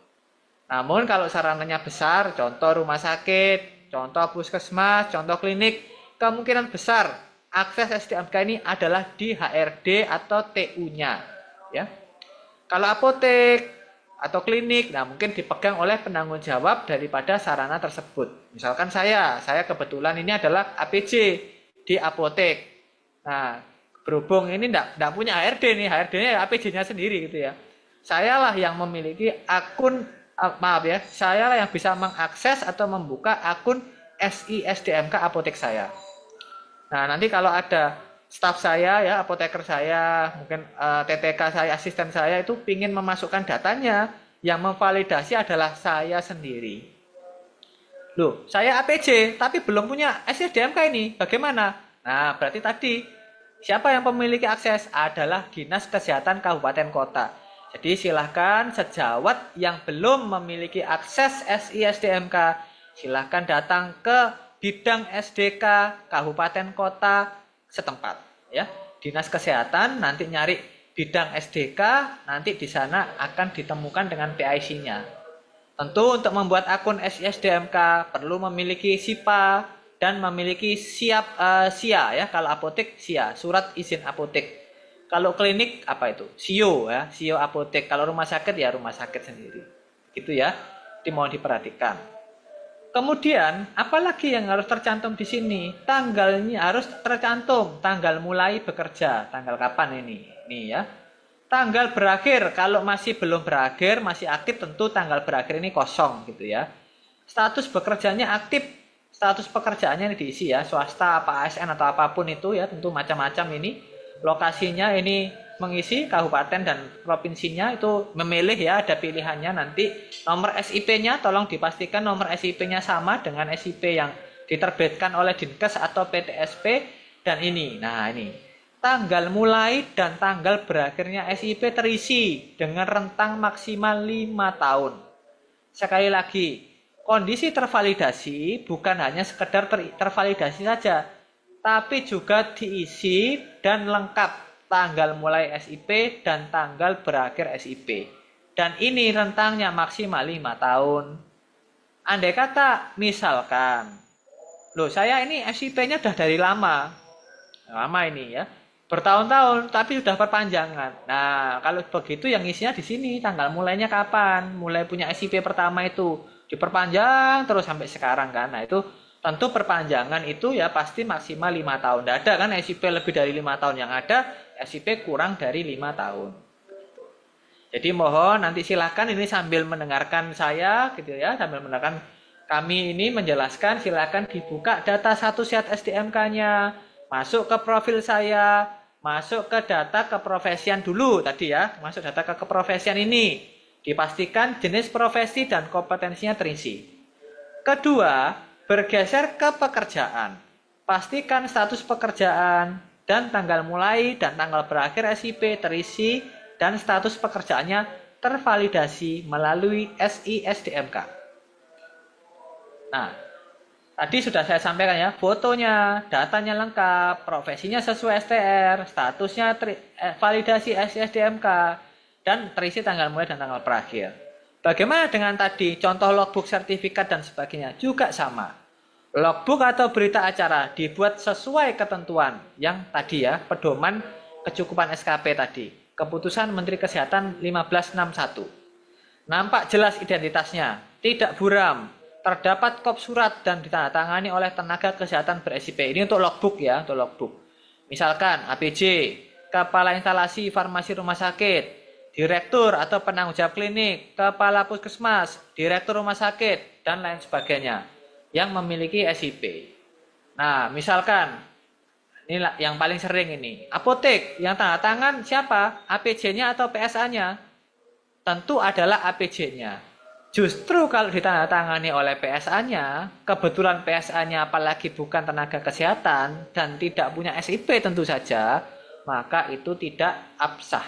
Kemungkinannya nanti akan ditolak.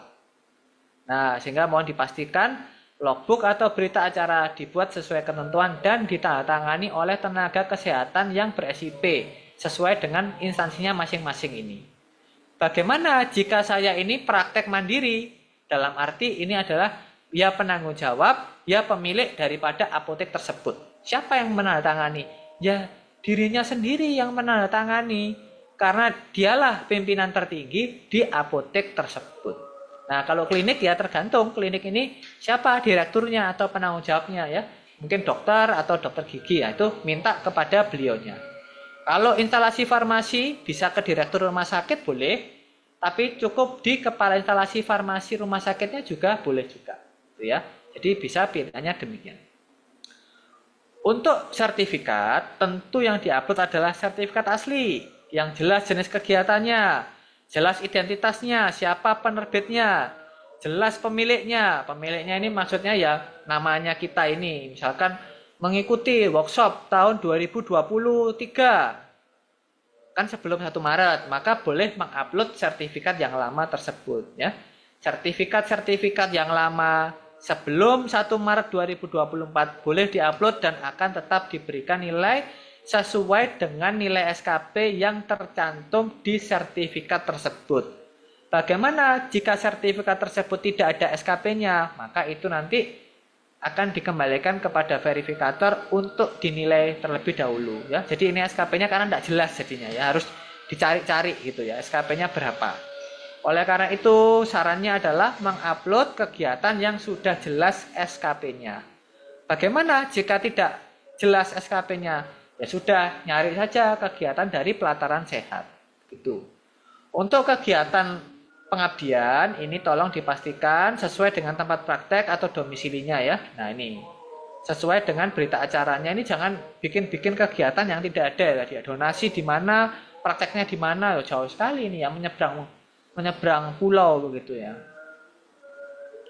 Ini saya lompati dulu ya, bagaimana memverifikasi data lewat lewat SISDMK, nanti bisa dibaca sendiri. Kalau ada pertanyaan baru nanti saya tampilkan. Nah, saya langsung masuk ke ini. Pertanyaan dan permasalahan yang sering muncul. Ini terakhir ya sebelum kita diskusi.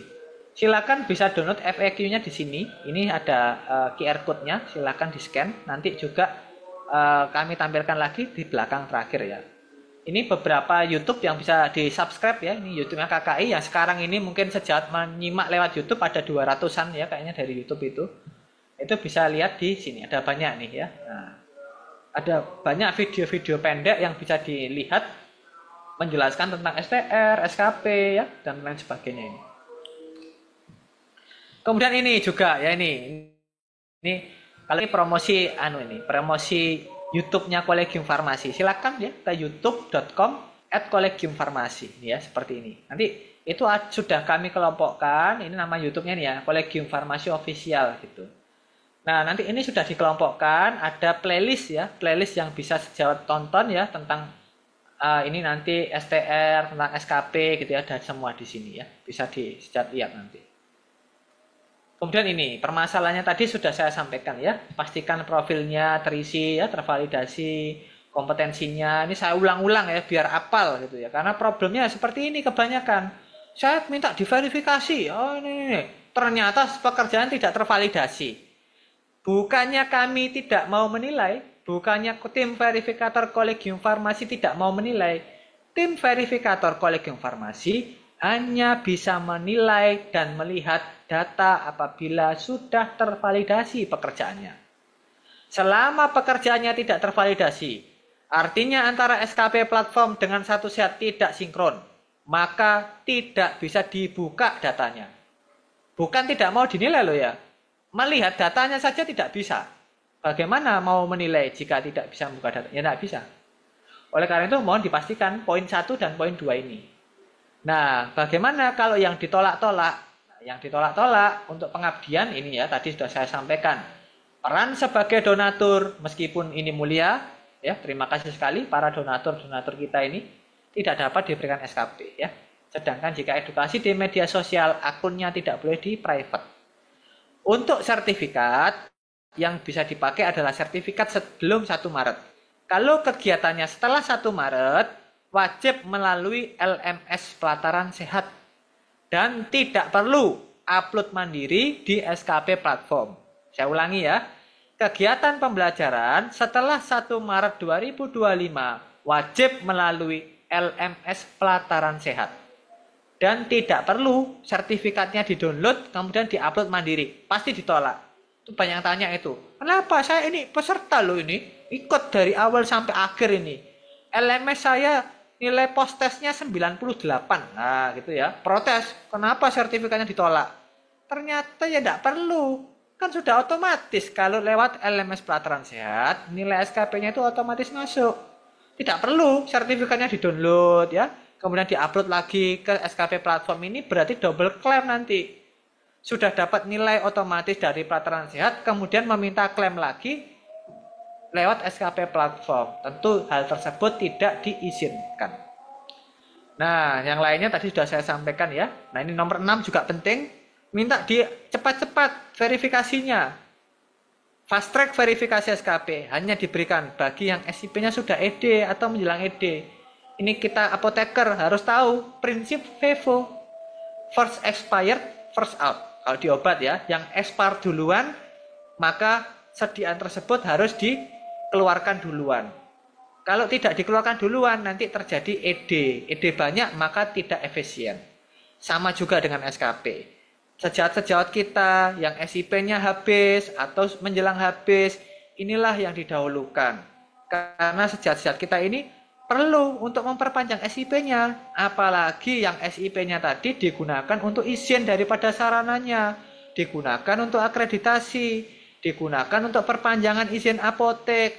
Digunakan untuk mengurus izin klinik. Hal-hal seperti ini, maka menjadi prioritas bagi verifikator untuk diberikan percepatan verifikasi SKP. Nah, bagaimana yang ED-nya lama? Seperti saya, masih akhir tahun 2026. Ya saya bersabar dulu. Saya tidak meminta fast track percepatan ini. Nanti pada saatnya pasti akan diverifikasi selama data sejawat sudah lengkap. Apabila data sejawat nomor 1, nomor 2 tidak lengkap, tentu bukan tidak dinilai, tidak bisa dinilai. Ya, tidak bisa dibuka datanya, tidak tampil di halaman verifikator. Sedangkan yang ditolak-tolak, yang diberikan 0 SKP, mungkin poin nomor 3, poin nomor 4, dan poin nomor 5 tidak sesuai. Nah, jadi mohon diperhatikan lagi ke 6 poin tersebut yang tertampil dalam screen layar kita ini. Nah, sebagai laporan ini, karena nanti biar tidak dikira tidak bekerja gitu ya, ini baru kami ambil kemarin malam. Dari 148.000 apoteker dan tenaga vokasi, ada 57.000 sekian yang meminta untuk verifikasi SKP. Dari data 57.000 ini, 54.000 atau 94% sudah diselesaikan, sudah diberi nilai. Sedangkan yang tersisa adalah 3.155. Jadi mohon teman-teman yang termasuk 3.000 ini mohon bersabar. Karena bisa kemungkinan besar 3.000 ini baru upload ya mungkin. Atau SIP-nya masih lama sehingga tidak menjadi prioritas dalam penilaian SKP. Sedangkan yang sudah selesai ya silakan dicek lagi apakah SKP platformnya sudah memenuhi atau belum. Gitu. Nah silakan sejawat semua ini silakan memfollow ya channel-channel ini ya, kolek emailnya, ini Instagramnya, ini YouTube-nya, ini websitenya ya silakan di follow. Ini ada QR code-nya silakan di scan ya. Nanti masuk ke channel WhatsApp Kolegium Farmasi. Semua informasi termasuk materi paparan dari Ketua Kolegium, paparan saya hari ini, pedoman-pedoman, contoh logbook, contoh berita acara, semuanya akan diupload di dalam channel ini ya, melalui channel maksudnya. Nggak bisa upload file di channel, nggak bisa. Bisanya upload link, nanti linknya diikuti, nanti link itu akan menuju kepada Google Drive ya, yang berisi contoh dan materi-materi. Termasuk tadi, mungkin ada sejawat apoteker puskesmas atau klinik yang melakukan CKG atau TB ya, pelayanan TB silahkan. Itu juga nanti akan kami upload atau ini ya, nilai SKP tadi yang disampaikan Prof Diah ya. Nilai SKP khusus untuk TB dan CKG gitu ya. Itu di slide ini juga ada ya di depan tadi.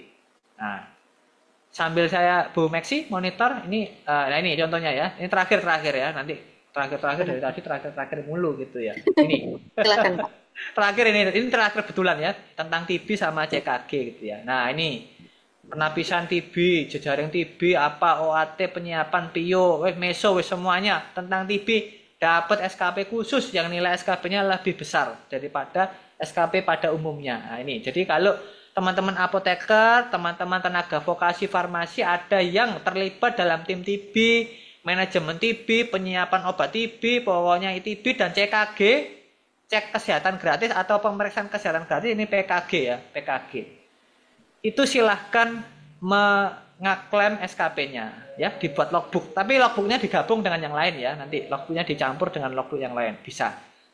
Atau mau upload sendiri juga khusus TB sama PKG juga boleh, tidak apa-apa. Kalau memang terlibat dalam tim tersebut ya. Kemudian untuk pengabdian juga dapat tambahan khusus yaitu pelayanan medis dan pengobatan massal, berkontribusi dalam kegiatan active case finding TBC dan pemeriksaan kesehatan gratis. Ini mungkin teman-teman klinik dan puskesmas ya. Apotek juga bisa. Misalkan apotek ada SK-nya, SK dari Dinas Kesehatan sebagai tim TB. Nah, boleh juga itu masuk di sini. SKP-nya besar sekali itu ya. 20 apa berapa gitu SKP. Jadi lebih besar daripada SKP biasanya. Oke, mungkin itu yang bisa saya sampaikan. Silakan ini mungkin ada pertanyaan, saya kembalikan dulu kepada Bu Maxi. Oke, baik. Terima kasih Pak Primadi. Baik, Bapak Ibu, ya. Terima kasih kepada kedua narasumber kita atas pemaparan yang sangat jelas dan bermanfaat tentunya ya Bapak Ibu ya. Kita lanjutkan dengan sesi diskusi dan tanya jawab. Silakan Bapak Ibu peserta mengajukan pertanyaan melalui kolom chat atau bisa raise hand. Dan hindari menarakan atau menitipkan hindari menggunakan nick Bapak Ibu. Jadi cukup nama lengkap, kemudian SIP, kemudian verifikasinya. Kalau hendak di pertanyaannya terkait verifikasi. Kita dahulukan untuk raise hand terlebih dahulu. Mohon Bapak Ibu yang melakukan raise hand, open mic dan juga open kamera. Jadi biar kita bisa bertatap muka. Nah, ini sudah ada yang raise hand. Baik, dengan Bapak Sinta Niki. Oh, dengan Ibu Sinta. Baik. Bu Sinta, coba di open dulu, Bu. Dibuka itu. Iya, Assalamualaikum warahmatullahi wabarakatuh. Apakah suara saya terdengar? Terdengar, Ibu. Silahkan, Bu Sinta. Sebelumnya terima kasih banyak kepada para pemateri yang telah memberikan kesempatan. Di sini saya bertanya beberapa poin, beberapa hal yang kebetulan juga beberapa orang tuh menanyakan hal yang sama. Jadi terkait SIP dan SKP. Insya Allah saya sudah jelas yang perkara SIP pertama, SIP kedua, dan SIP ketiga. Kan kalau SIP pertama itu tidak perlu SKP, SIP kedua, SIP ketiga tidak perlu SKP, tapi untuk perpanjangan butuh SKP, begitu kan, Nggih? Kalau misalkan apoteker itu misal bekerja selama kontrak 2 tahun, setelah habis kontrak, resign, selesai.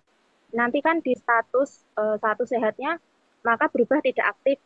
Nah, nanti tuh kalau misal dia berpindah kerja ke tempat lain, apakah nanti itu tuh masuk ke SIP kedua atau bagaimana gitu.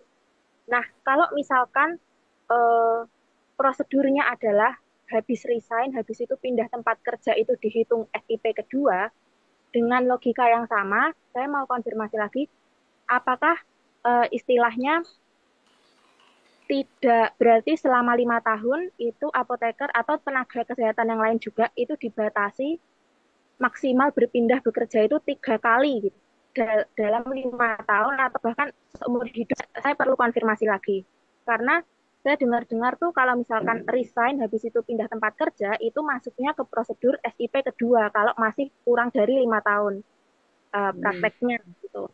Itu yang pertama. Yang kedua, pertanyaan saya adalah, misalkan tadi apoteker itu udah resign, misalnya kerja di rumah sakit dan sudah resign. Lalu apakah SKP-nya ini masih bisa terklaim? Contoh SKP pelayanan belum diverifikasi karena kan tadi verifikatornya apa namanya prioritasnya untuk yang SIP-nya masa habisnya udah mau habis gitu mendekati 5 tahun. Misal apoteker tersebut baru bekerja 2 tahun, sudah upload misal SKP pelayanan, SKP pengabdian, tapi tidak sudah resign, statusnya sudah tidak aktif, itu apakah masih bisa SKP-nya terklaim? Seperti habis itu apalagi ya? Iya, jadi seperti itu. Maksudnya misal aku kan misal tenaga kesehatan apapun itu apoteker atau apapun itu misal setelah 2 tahun bekerja habis itu karir break gitu. Nah itu nanti dia tuh untuk misal bekerja lagi itu apa harus terpenuhi gitu SKP-nya harus minimal 100 itu gitu. Padahal misal dalam 2 tahun itu dia baru mengumpulkan 5 gitu total SKP-nya. Begitu Bapak Ibu. Oke, Terima oke, kasih. baik. Baik, terima kasih Bu Sinta. Nah, untuk bisa langsung dijawab, Pak Prim? Atau kita terima dulu? Langsung dijawab maunya, Pak. Boleh di-unmute dulu, Pak Prim. Bisa diringkaskan Bu, tadi maksudnya bagaimana tuh? Oh ya, jadi mau konfirmasi karena beberapa juga bertanya, misal apoteker setelah bekerja 2 tahun itu resign, habis itu pindah bekerja ke tempat yang lain. Itu nanti SIP tempat lain Ya oke, itu, saya sudah nangkap itu. itu Jadi kalau begitu, SIP-nya kan harus dilaporkan pada saat itu. Pada saat praktek itu dilaporkan dulu kegiatannya. Nah, nanti kan ya tetap seperti itu. Laporannya ya tetap setahun sekali. Meskipun nanti, oh saya SIP-nya masih 2028. Laporan saya 2028 aja. Ya tidak bisa demikian. ya Misalkan sudah SIP, selesai ya kita laporkan. Sama kayak laporan pajak itu kan. Nah, setelah ya, selesai tahun masa pajaknya ya dilaporkan. Nah, sehingga nanti kalau sudah dicabut ya enggak apa-apa, cabut aja SIP-nya. Tapi kan laporannya sudah masuk, tinggal dinilai nanti. Dan histori praktek tersebut kan tercatat di satu sehat dan SISDMK. Nanti verifikator ketika menilai dilihat, loh ini prakteknya kan rumah sakit, misalkan RSA gitu ya. Tapi kok laporannya di klinik B, yang klinik sebelumnya ini yang resign itu tadi. Nah, tentu data itu ada muncul nanti. Oh, memang dulu pada tahun ini memang pernah praktek di sana. Nah, berapa SKP-nya? Oh, 12 SKP atau 24 atau 30 SKP. Nah, seperti itu. Nanti waktu verifikasi yang rumah sakit selanjutnya juga akan dilihat. Loh, ini kok ada 2. Oh, ternyata sekarang yang di sini. Dan cocok, tahun ini memang laporannya di rumah sakit ini. Itu pasti dilihat. Justru kalau tidak seperti itu, misalkan contoh ini ada beberapa yang kami tolak. Kenapa begitu? Tadi, rumah sakit A tadi ya, di rumah sakit gitu. Tapi mengklaimnya seakan-akan dari tahun 2020. Padahal di rumah sakit tersebut baru bekerjanya mulai 2023. Loh, dari 2020 ke sini tuh apa? Di mana gitu kan? Mungkin tidak praktek atau mungkin praktek di tempat lain, tapi dia aku praktek di rumah sakit atau justru malah menyebabkan ditolak yang seperti itu. Karena datanya di rumah sakit A itu baru praktek mulai tahun 2023 misalkan gitu ya, sampai dengan sekarang, sampai dengan 2025 dan seterusnya. Misalkan mungkin begitu ya, sudah cukup lengkap itu. Demikian Bu Apoteker Sinta. berarti meskipun statusnya tidak aktif itu SKP-nya masih bisa terklaim ya? Kalau sudah dilaporkan sebelumnya. Nah, Ya, ketika SIP-nya aktif ya laporan nanti. oh ya ya. Iya. Untuk tempat bekerja yang baru itu hitungannya pengajuannya tuh SIP kedua kah? SIP kedua, kan itu bukan SIP pertama. Oh gitu ya. Oh berarti konfirmasi saya benar ya. Dalam 5 tahun seorang nakes itu maksimal pindah SIP 3 kali, pindah tempat praktek 3 kali. Mau 100 kali juga nggak apa-apa, Bu. Kan bikin SIP nanti yang ini dicabut. Tapi SIP kan saat ini maksimal 3 untuk apoteker.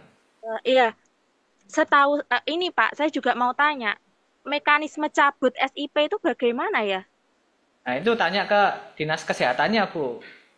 Karena saya pernah tanya ke Dinkes itu katanya sekarang tuh tidak ada istilah kayak cabut SIP gitu, cukup dinonaktifkan saja di satu sehat. Iya, Apakah benar? tapi iya, iya, dinonaktifkan itu kan tentu setelah dicabut SIP-nya. Nah, kalau tiba-tiba nonaktif padahal masih praktek di situ kan nyantol Tinggal nanti tugas tawannya. saja, Kak. Oke, oke, oke. Pertanyaan Iya. terkait SKP, Selamat. apakah masih ada, Bu Sinta? Sudah tidak ada. Oke, baik. Terima kasih, Bu Sinta. Kita lanjut untuk Pak Sujarwo, nggih. Baik, Pak Sujarwo, silahkan untuk menyampaikan pertanyaannya Oke, dengan terima singkat, jelas, kasih. dan padat, Terima ya, Bapak. kasih. Terima kasih. Dengar suara saya? Ya, Oke, silakan, Prof. dengan jelas. Assalamualaikum. Waalaikumsalam. Sebetulnya kendala saya ini kan saya sudah sampaikan ke Pak Primadi juga. Masalahnya gini, mau perpanjangan STR dari STR yang masih hidup ke ESTR seumur hidup satu. Kedua, untuk Serkom dengan pemenuhan SKP yang dengan 3 ranah itu sama matinya itu di tahun 2026. Sedangkan kolegium ini aktif atau panduannya baru selesai Maret 2025. Nah, dengan waktu yang setahun, apa mungkin bisa dihitung sebelum itu untuk pemenuhan SKP itu. Terus yang saya ingin klarifikasi, SKP pembelajaran, karena saya ini akademisi juga praktisi, apakah bisa diakui pembimbingan mahasiswa profesi yang ada saya sebagai akademisi, kalau pelayanan pada saat saya praktek di apotek itu mungkin nanti bisa saya buat suatu berita acara atau seperti yang diperlukan yang ditandatangani APJ, katanya penanggung jawabnya APJ. Terus kemudian untuk Pengmas kita sebagai akademisi juga melakukan Pengmas. Yang lalu saya minta SKP waktu belum peraturan baru dari IAI diberikan. Terus saya melakukan Pengmas antar provinsi, lintas provinsi. Yang kedua, saya permohonan karena peraturan baru harus dari Kemenkes, tetapi tidak diberikan rekomendasi SKP dari IAI. Tetapi itu semua ada izin dari karena saya dari akademisi dari Fakultas Farmasi UNER, ada izin dari dekan. Apakah itu bisa nanti untuk diverifikasi untuk mendapatkan SKP? Tuh. Terus yang ketiga ini, apakah ada integrasi atau terkoordinasi antara kolegium dengan Kemenkes dalam hal perpanjangan STR?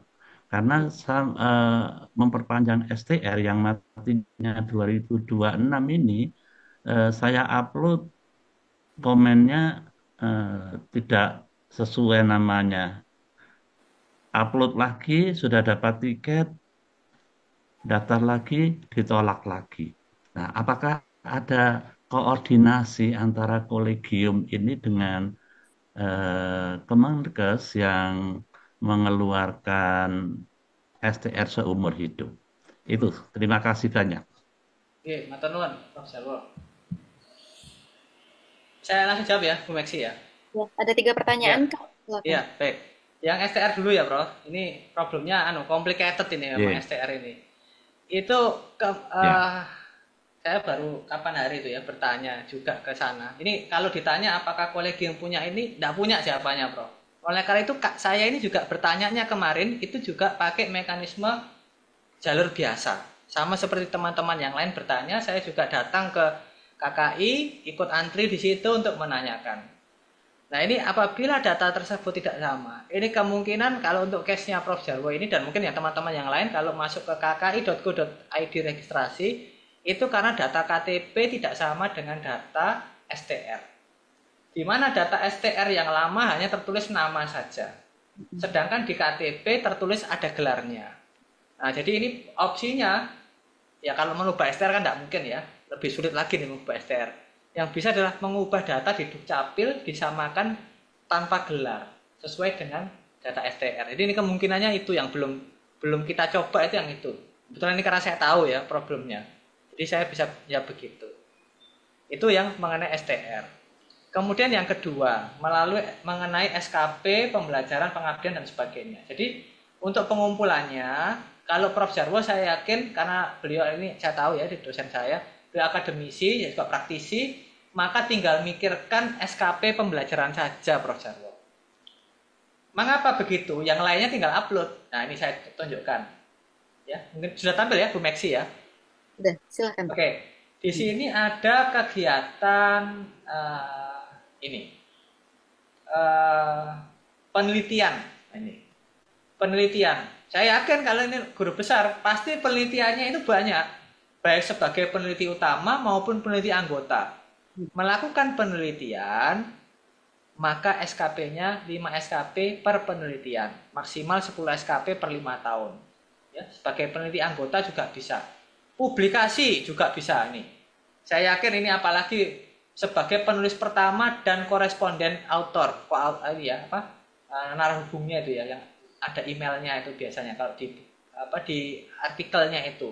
Maka silakan Prof. Jarwo dan sejak yang lain kalau memiliki publikasi ilmiah, silakan diupload artikelnya tadi ya, PDF-nya itu, jurnalnya. Ya.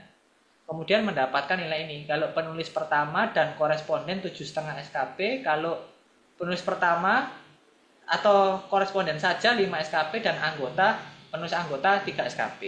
Kalau publikasi internasional juga sama ada juga. Nah, kemudian lagi sebagai ini, pasti Prof. Jarwo juga sebagai penguji UKOM. Ya, penguji UKOM. Yeah. OSCE atau dan sebagainya. Ini juga mendapatkan sekali nguji, ini SK-nya dari ini dari dekan ya, dari Prof. Jun ya, dekan UNER ini. Itu 5 SKP per uji itu ya, per kali SK-nya itu maksudnya ya, per kegiatan. Maksimal 25 SKP.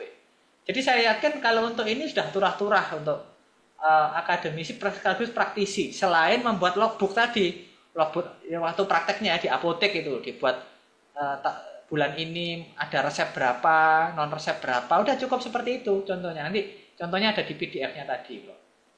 Nah, kemudian untuk pengabdiannya juga saya yakin sudah turah-turah. Penyuluhan ini, saya yakin penyuluhan banyak sekali, tinggal dibuatkan sertifikat. Sertifikatnya kalau hanya penyuluhan ya dari kampus saja, dari departemen bisa, dari kampus ya, fakultas juga bisa. Sekali penyuluhan. Sertifikat, karena setiap kegiatan saya memberikan sertifikat dan saya sebagai narasumber, itu berlaku nggak? Ya, saya sebagai narasumber dan narasumber dan ketua pengmasnya. Ketua pengmasnya, maksud ya. Ini kalau panitia itu 3 SKP, kalau narasumber 1 SKP. Nah, itu Bro. Jadi dapat 4. Nah, kalau Prof. Jarwo panitia berarti dapat 3 plus bagian narasumber ini kalau ini media massal tapi ya masuknya sini berarti. Kalau di koran atau apa masuknya di bawah, kalau itu ya di atas ini. Nah, masuknya 3 SKP Prof. Ya, artinya bisa lebih satu macam SKP karena kegiatan Pengmas di samping sebagai panitia, sebagai ketua Pengmas, kemudian sebagai narasumber, kemudian saya masukkan di YouTube maupun di media sosial sehingga bisa diklaim berkali-kali. Bisa. Kalau media sosial ini semua ada buktinya, buktinya. Boleh, silakan Prof diupload nanti biar tim verifikator yang menilai. Kalau di media sosial ini 0,5 SKP per kegiatan. Ya, per uploadnya tadi maksudnya. Ya, oke. Terima kasih. Ya. Banyak tinggal mikirkan pembelajarannya saja, Prof. Yang itu memang saat ini harus lewat pelataran sehat nanti. Nah, itu yang mungkin perlu diperhatikan karena kalau pembelajaran kalau misalkan kita membimbing mahasiswa profesi, PKP itu tidak masuk pembelajaran. Itu masuknya kegiatan profesionalisme, Prof. Bukan Oh, pembelajaran. Ya. oke, terima kasih. Oke, matur nuwun. Oke, baik. Sampun nggih Prof. Jarwo. Ampun, Baik, terima ampun. kasih Prof. Terima kasih Nggih. banyak. Baik, matur nuwun. Selanjutnya kita ada Ibu Isnaini. Mohon untuk bisa on cam dan juga dibuka dulu mic-nya Ibu.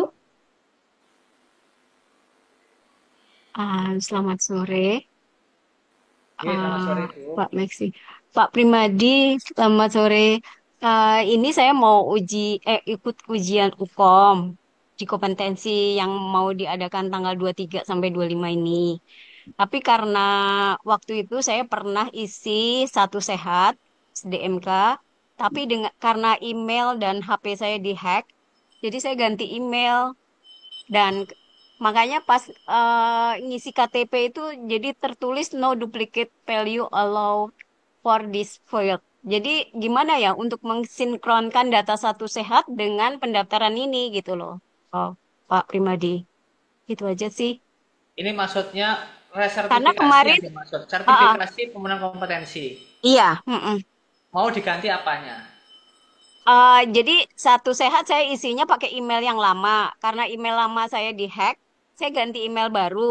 Nah, terus saya isi formulir pendaftaran untuk mengikuti sertifikat kompetensi ini. Tapi ditolak karena KTP-nya kan sama gitu loh. Jadi Oh, ya, saya sudah solusinya tahu. gimana ya? Untuk mensinkronkan data satu sehat dengan formulir pendaftaran ini gitu loh. Yang di satu sehat sudah selesai belum masalahnya? Belum, justru Belum. bagaimana Yang di satu mencari. sehat, karena kalau harus mengubah email, maka harus ke KKI. Yang pertama. Atau lewat helpdesk. Itu saya kirim Nah, berkali-kali itu ini kan hari helpdesknya. terakhir, Pak. Nanti tutupnya kan tanggal 18. Gimana Ya, ya, Pak? kalau Untuk yang pendaftaran sertifikasi, itu ya, tinggal bilang ke narahubung untuk mengganti email yang terdaftar itu. Karena Ibu pasti sudah pernah daftar itu, ya kan? Sudah pernah ngisi ya, formulir kan?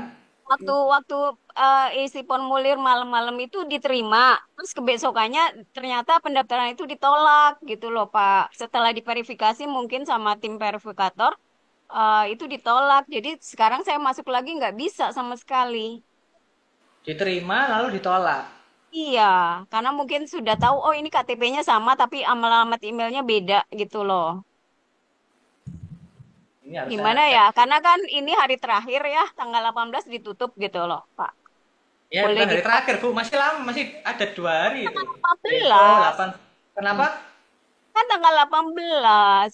18-nya Ditutupnya. ditutup, 18 malam Hari tutupnya. ini tanggal 16 Ibu. Ini tanggal 16 sekarang. Iya, tapi kan kalau saya helpdesk kan sekarang hari Jumat, Bu. Kantor kan udah tutup Bukan gitu. begini, helpdesk-nya yang satu sehat itu bukan Hmm, di kami. Saya nggak bisa bantu kalau itu.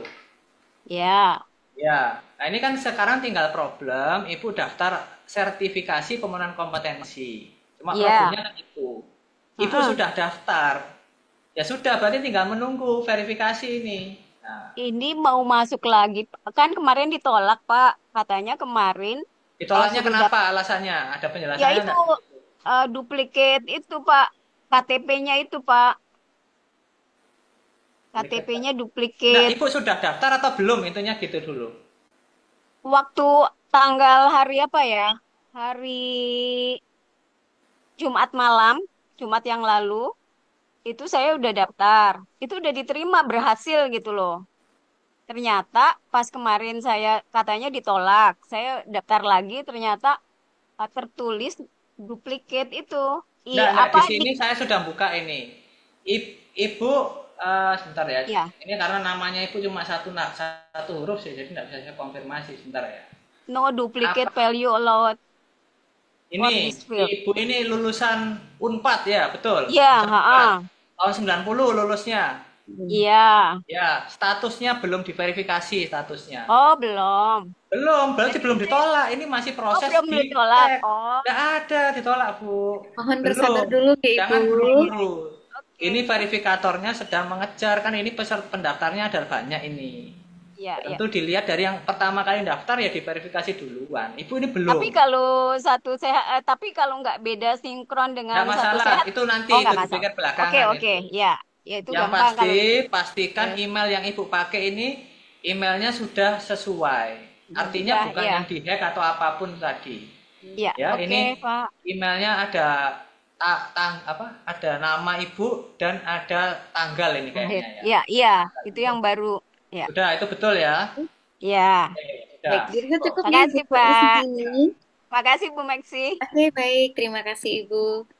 Baik, selanjutnya, monggo silakan kepada sebentar. Pak Arif Purwanto.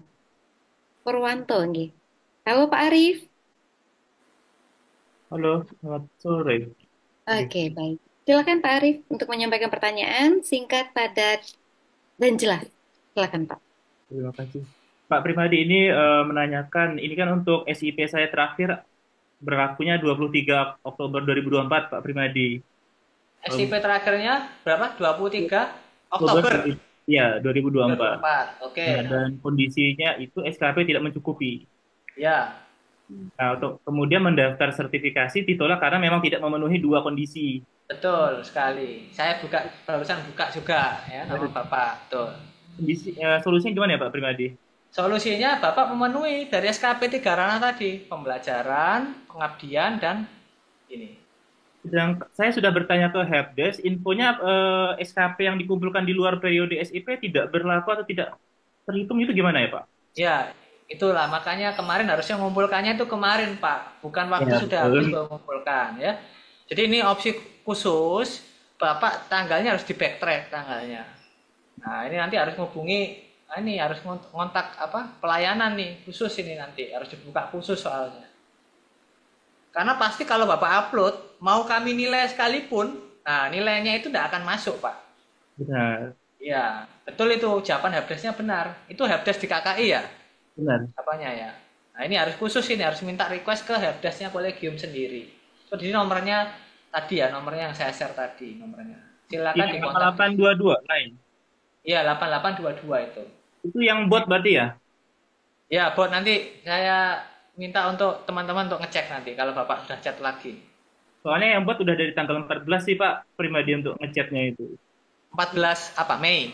Nih, sudah ngechat. Cuman 14, iya kayaknya 14 Mei ya belum dicek itu 2 minggu. Ya nanti dicat lagi aja Pak, ditampilkan tadi minta buka katakan buka blokir gitulah intinya. Kan harus dibuka dulu itu blokannya. Berarti untuk opsi pilihan di layanan kolegiumnya masuknya apa? Helpdesk Dirjen SDMK atau Nggak usah masuk ke jawab itu, nggak usah milih. Bapak sampaikan aja itu yang panjang nggak apa-apa, ceritakan kronologisnya. Berarti saya cek lagi ya di Ya, bot itu, di botnya. Nanti biar dicek teman-teman yang di pelayanan. Saya nanti juga akan ngecek nanti kalau gitu. Kapan ED-nya kapan Pak? Oktober 2025? 2024. Oktober udah habis ini berarti. Mau perpanjangan ceritanya? Mau menerbitkan SIP baru. Mau menerbitkan SIP baru. Oke. Ya, okelah. Ya baik, nanti gitu Pak ya. Penyelesaiannya ya. Lewat layanan kolegium ya Pak? Ya. Oke, terima kasih Pak Primadi. Terima kasih. Baik, selanjutnya ini ada Pak Ari Saputro. Ya, Saputra ya. Pak Ari? Bapak Apoteker Ari? Ya, Assalamualaikum. Waalaikumsalam. Silakan Pak, disampaikan pertanyaan. Ya, gini Pak. Kan SKP, seandainya SIP hari ini mati, seandainya kan. Jadi hari ini mati, kan itu kan harus mencukupi SKP 3 ranah tadi. Iya. Ya kan. Terus kan belum tercukupi nih untuk 5 tahun ke depan atau sudah berlaku. Mencukupi dulu baru berlaku buat 5 tahun ke depan. Kalau seandainya tahun depannya lagi kita harus mencukupi dari sekarang atau kayak gimana itu? Atau berarti 200 SKP kita harus mencukupi untuk tahun ke depannya? Atau dicukupi dulu atau kayak gimana itu? Ya, ngumpulkan 200 ya enggak apa-apa Pak, tambah senang saya Pak kalau ngumpulkan 200. 100 Pak, apoteker 100, Ya, tenaga ya, vokasi kan, 50. kan Ya. berarti itu dicukupi dulu baru berlaku 5 tahun atau Iya, jadi kecukupan SKP itu kan kalau dulu nih Pak, ini Bapak PC Muarak NIM ini, pengurus cabang atau bukan Bapak ini? Iya, iya. Anggota. Ah, ya. Kalau Pak. dulu Pak, kita kan kalau mau perpanjang SIP nih, kita kan harus memperbarui Serkom dulu ya. Iya. Sertifikat kompetensi dulu ini ya, dulu. Serkom nanti dipakai untuk perpanjangan STR. Kan begitu. Dengan Serkom yang baru dan STR yang baru, dulu kita bisa memperpanjang SIP. Kan begitu. Sekarang dilakukan penyederhanaan. Penyederhanaannya itu karena STR-nya sudah seumur hidup, maka untuk kompetensinya dibuktikan dengan pemenuhan SKP atau kecukupan SKP. Kan begitu. Maka nanti kalau misalkan ini contohnya saya aja lah biar saya enggak mengada-ada contoh. SIP saya kan 2021 sampai 2026 tahun depan ini saya akhir tahun 2026 SIP saya. Nanti di tahun 2026 apabila saya ingin memperpanjang SIP saya itu, maka saya nanti ditanya oleh PTSP atau Dinkes lah gitulah. Apa buktinya selama 2021 sampai 2026 ini Primadim mengikuti kegiatan pembelajaran pengabdian praktek. Saya tunjukkan, ini loh kecukupan SKP saya. Saya 100 SKP saya dari 3 ranah tercukupi semua. Masing-masing persentasenya semua tercukupi. Oke. Berarti sejawat Primadi layak untuk memperpanjang SIP-nya karena menjaga kompetensinya. Saya setiap tahun ikut pembelajaran, saya ikut Pengmas, saya praktek setiap hari di apotek, misalkan begitu ya. Nah, itu dapatlah. Jadi seperti itu Pak konsepnya. Kalau misalkan di tengah-tengah, misalkan saya ini, katakan 2025 ini, saya bikin klinik ini. Nah, bikin klinik. Saya punya SIP di apotek sudah, tapi saya mau bikin SIP yang kedua di klinik. Maka saya tidak ditanya kecukupan SKP. Karena SKP saya masih cukup kan sampai 2026 tadi. Masih periode itu, masihan. Nah, baru itu namanya SIP kedua namanya saya. Nah, nggak perlu ngumpulkan lagi 100 lagi lah banyak. Kalau 3 SIP lah 300 nanti. Ya nggak apa-apa sih. Mau ngumpulkan sampai 300 juga nggak apa-apa. Banyak itu yang teman-teman yang SIP-nya lama, SKP-nya udah 180, saya aja 176 SKP-nya, udah lebih-lebih tuh. Gitu. Gitu ya Pak Ari ya? Iya Pak, kan baru peraturan ini kan, baru keluar nih. Iya Pak, 2023. Seandainya hari ini mati SIP-nya kan. Hari ini mati, berarti harus terpenuhi itu SKP-nya Pak. Harus dicukupin dulu. Iya, harus dicukupin dulu, kan mau diperpanjang. Belum jangka 5 tahun. Kan SIP-nya kan sudah 5 tahun Pak, SIP-nya Pak. Itu kan yang lalu, peraturannya kan baru keluar nih. Iya, sebelumnya kan selama 5 tahun itu Pak, kan pasti sama toh Pak. Anggaplah tidak ada peraturan baru ini, anggaplah begitu. Kalau Bapak mau perpanjang SIP, Bapak apa yang Bapak tunjukkan? Serkom kan?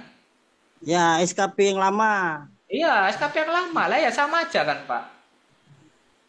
Artinya kan Bapak tetap harus punya Serkom kan begitu. Ya, maksudnya kan yang peraturan baru kan harus memenuhi 3 ranah itu kan. Lah apa dulu tidak 3 ranah Pak, saya tanya. Iya, tapi kan berbeda ininya, apa namanya, poinnya tuh. Sama Pak, malah lebih kecil loh. Dari 150 jadi 100. Ranahnya sama 3. Pembelajaran tetap sama, pengabdian juga ada. Praktek juga sama. Kalau dulu kan praktek ya laporan juga kita. Kalau saya ya iya lewat siap juga saya laporannya dulu. Berarti sekarang malah lebih mudah, tinggal buat logbook saja. Logbooknya ditandatangani APJ-nya, lebih mudah. Ya kan? Sama aja sebenarnya. Mungkin prosentasenya saja sedikit berbeda. Tapi secara garis besar semuanya sama. Saya masih ingat, saya dulu verifikator juga Pak di cabang saya di Sidoarjo. Soalnya kita tahu. Iya. Berarti harus ya, Pak, ya? Dicukupi dulu Pak ya. Baru bisa dicukupi dulu. Baru bisa perpanjangan. Oh gitu. Bukan... Ya, dan pemenuhannya harus sebelum SIP-nya berakhir. Kalau enggak nanti seperti tadi Pak Arif tadi.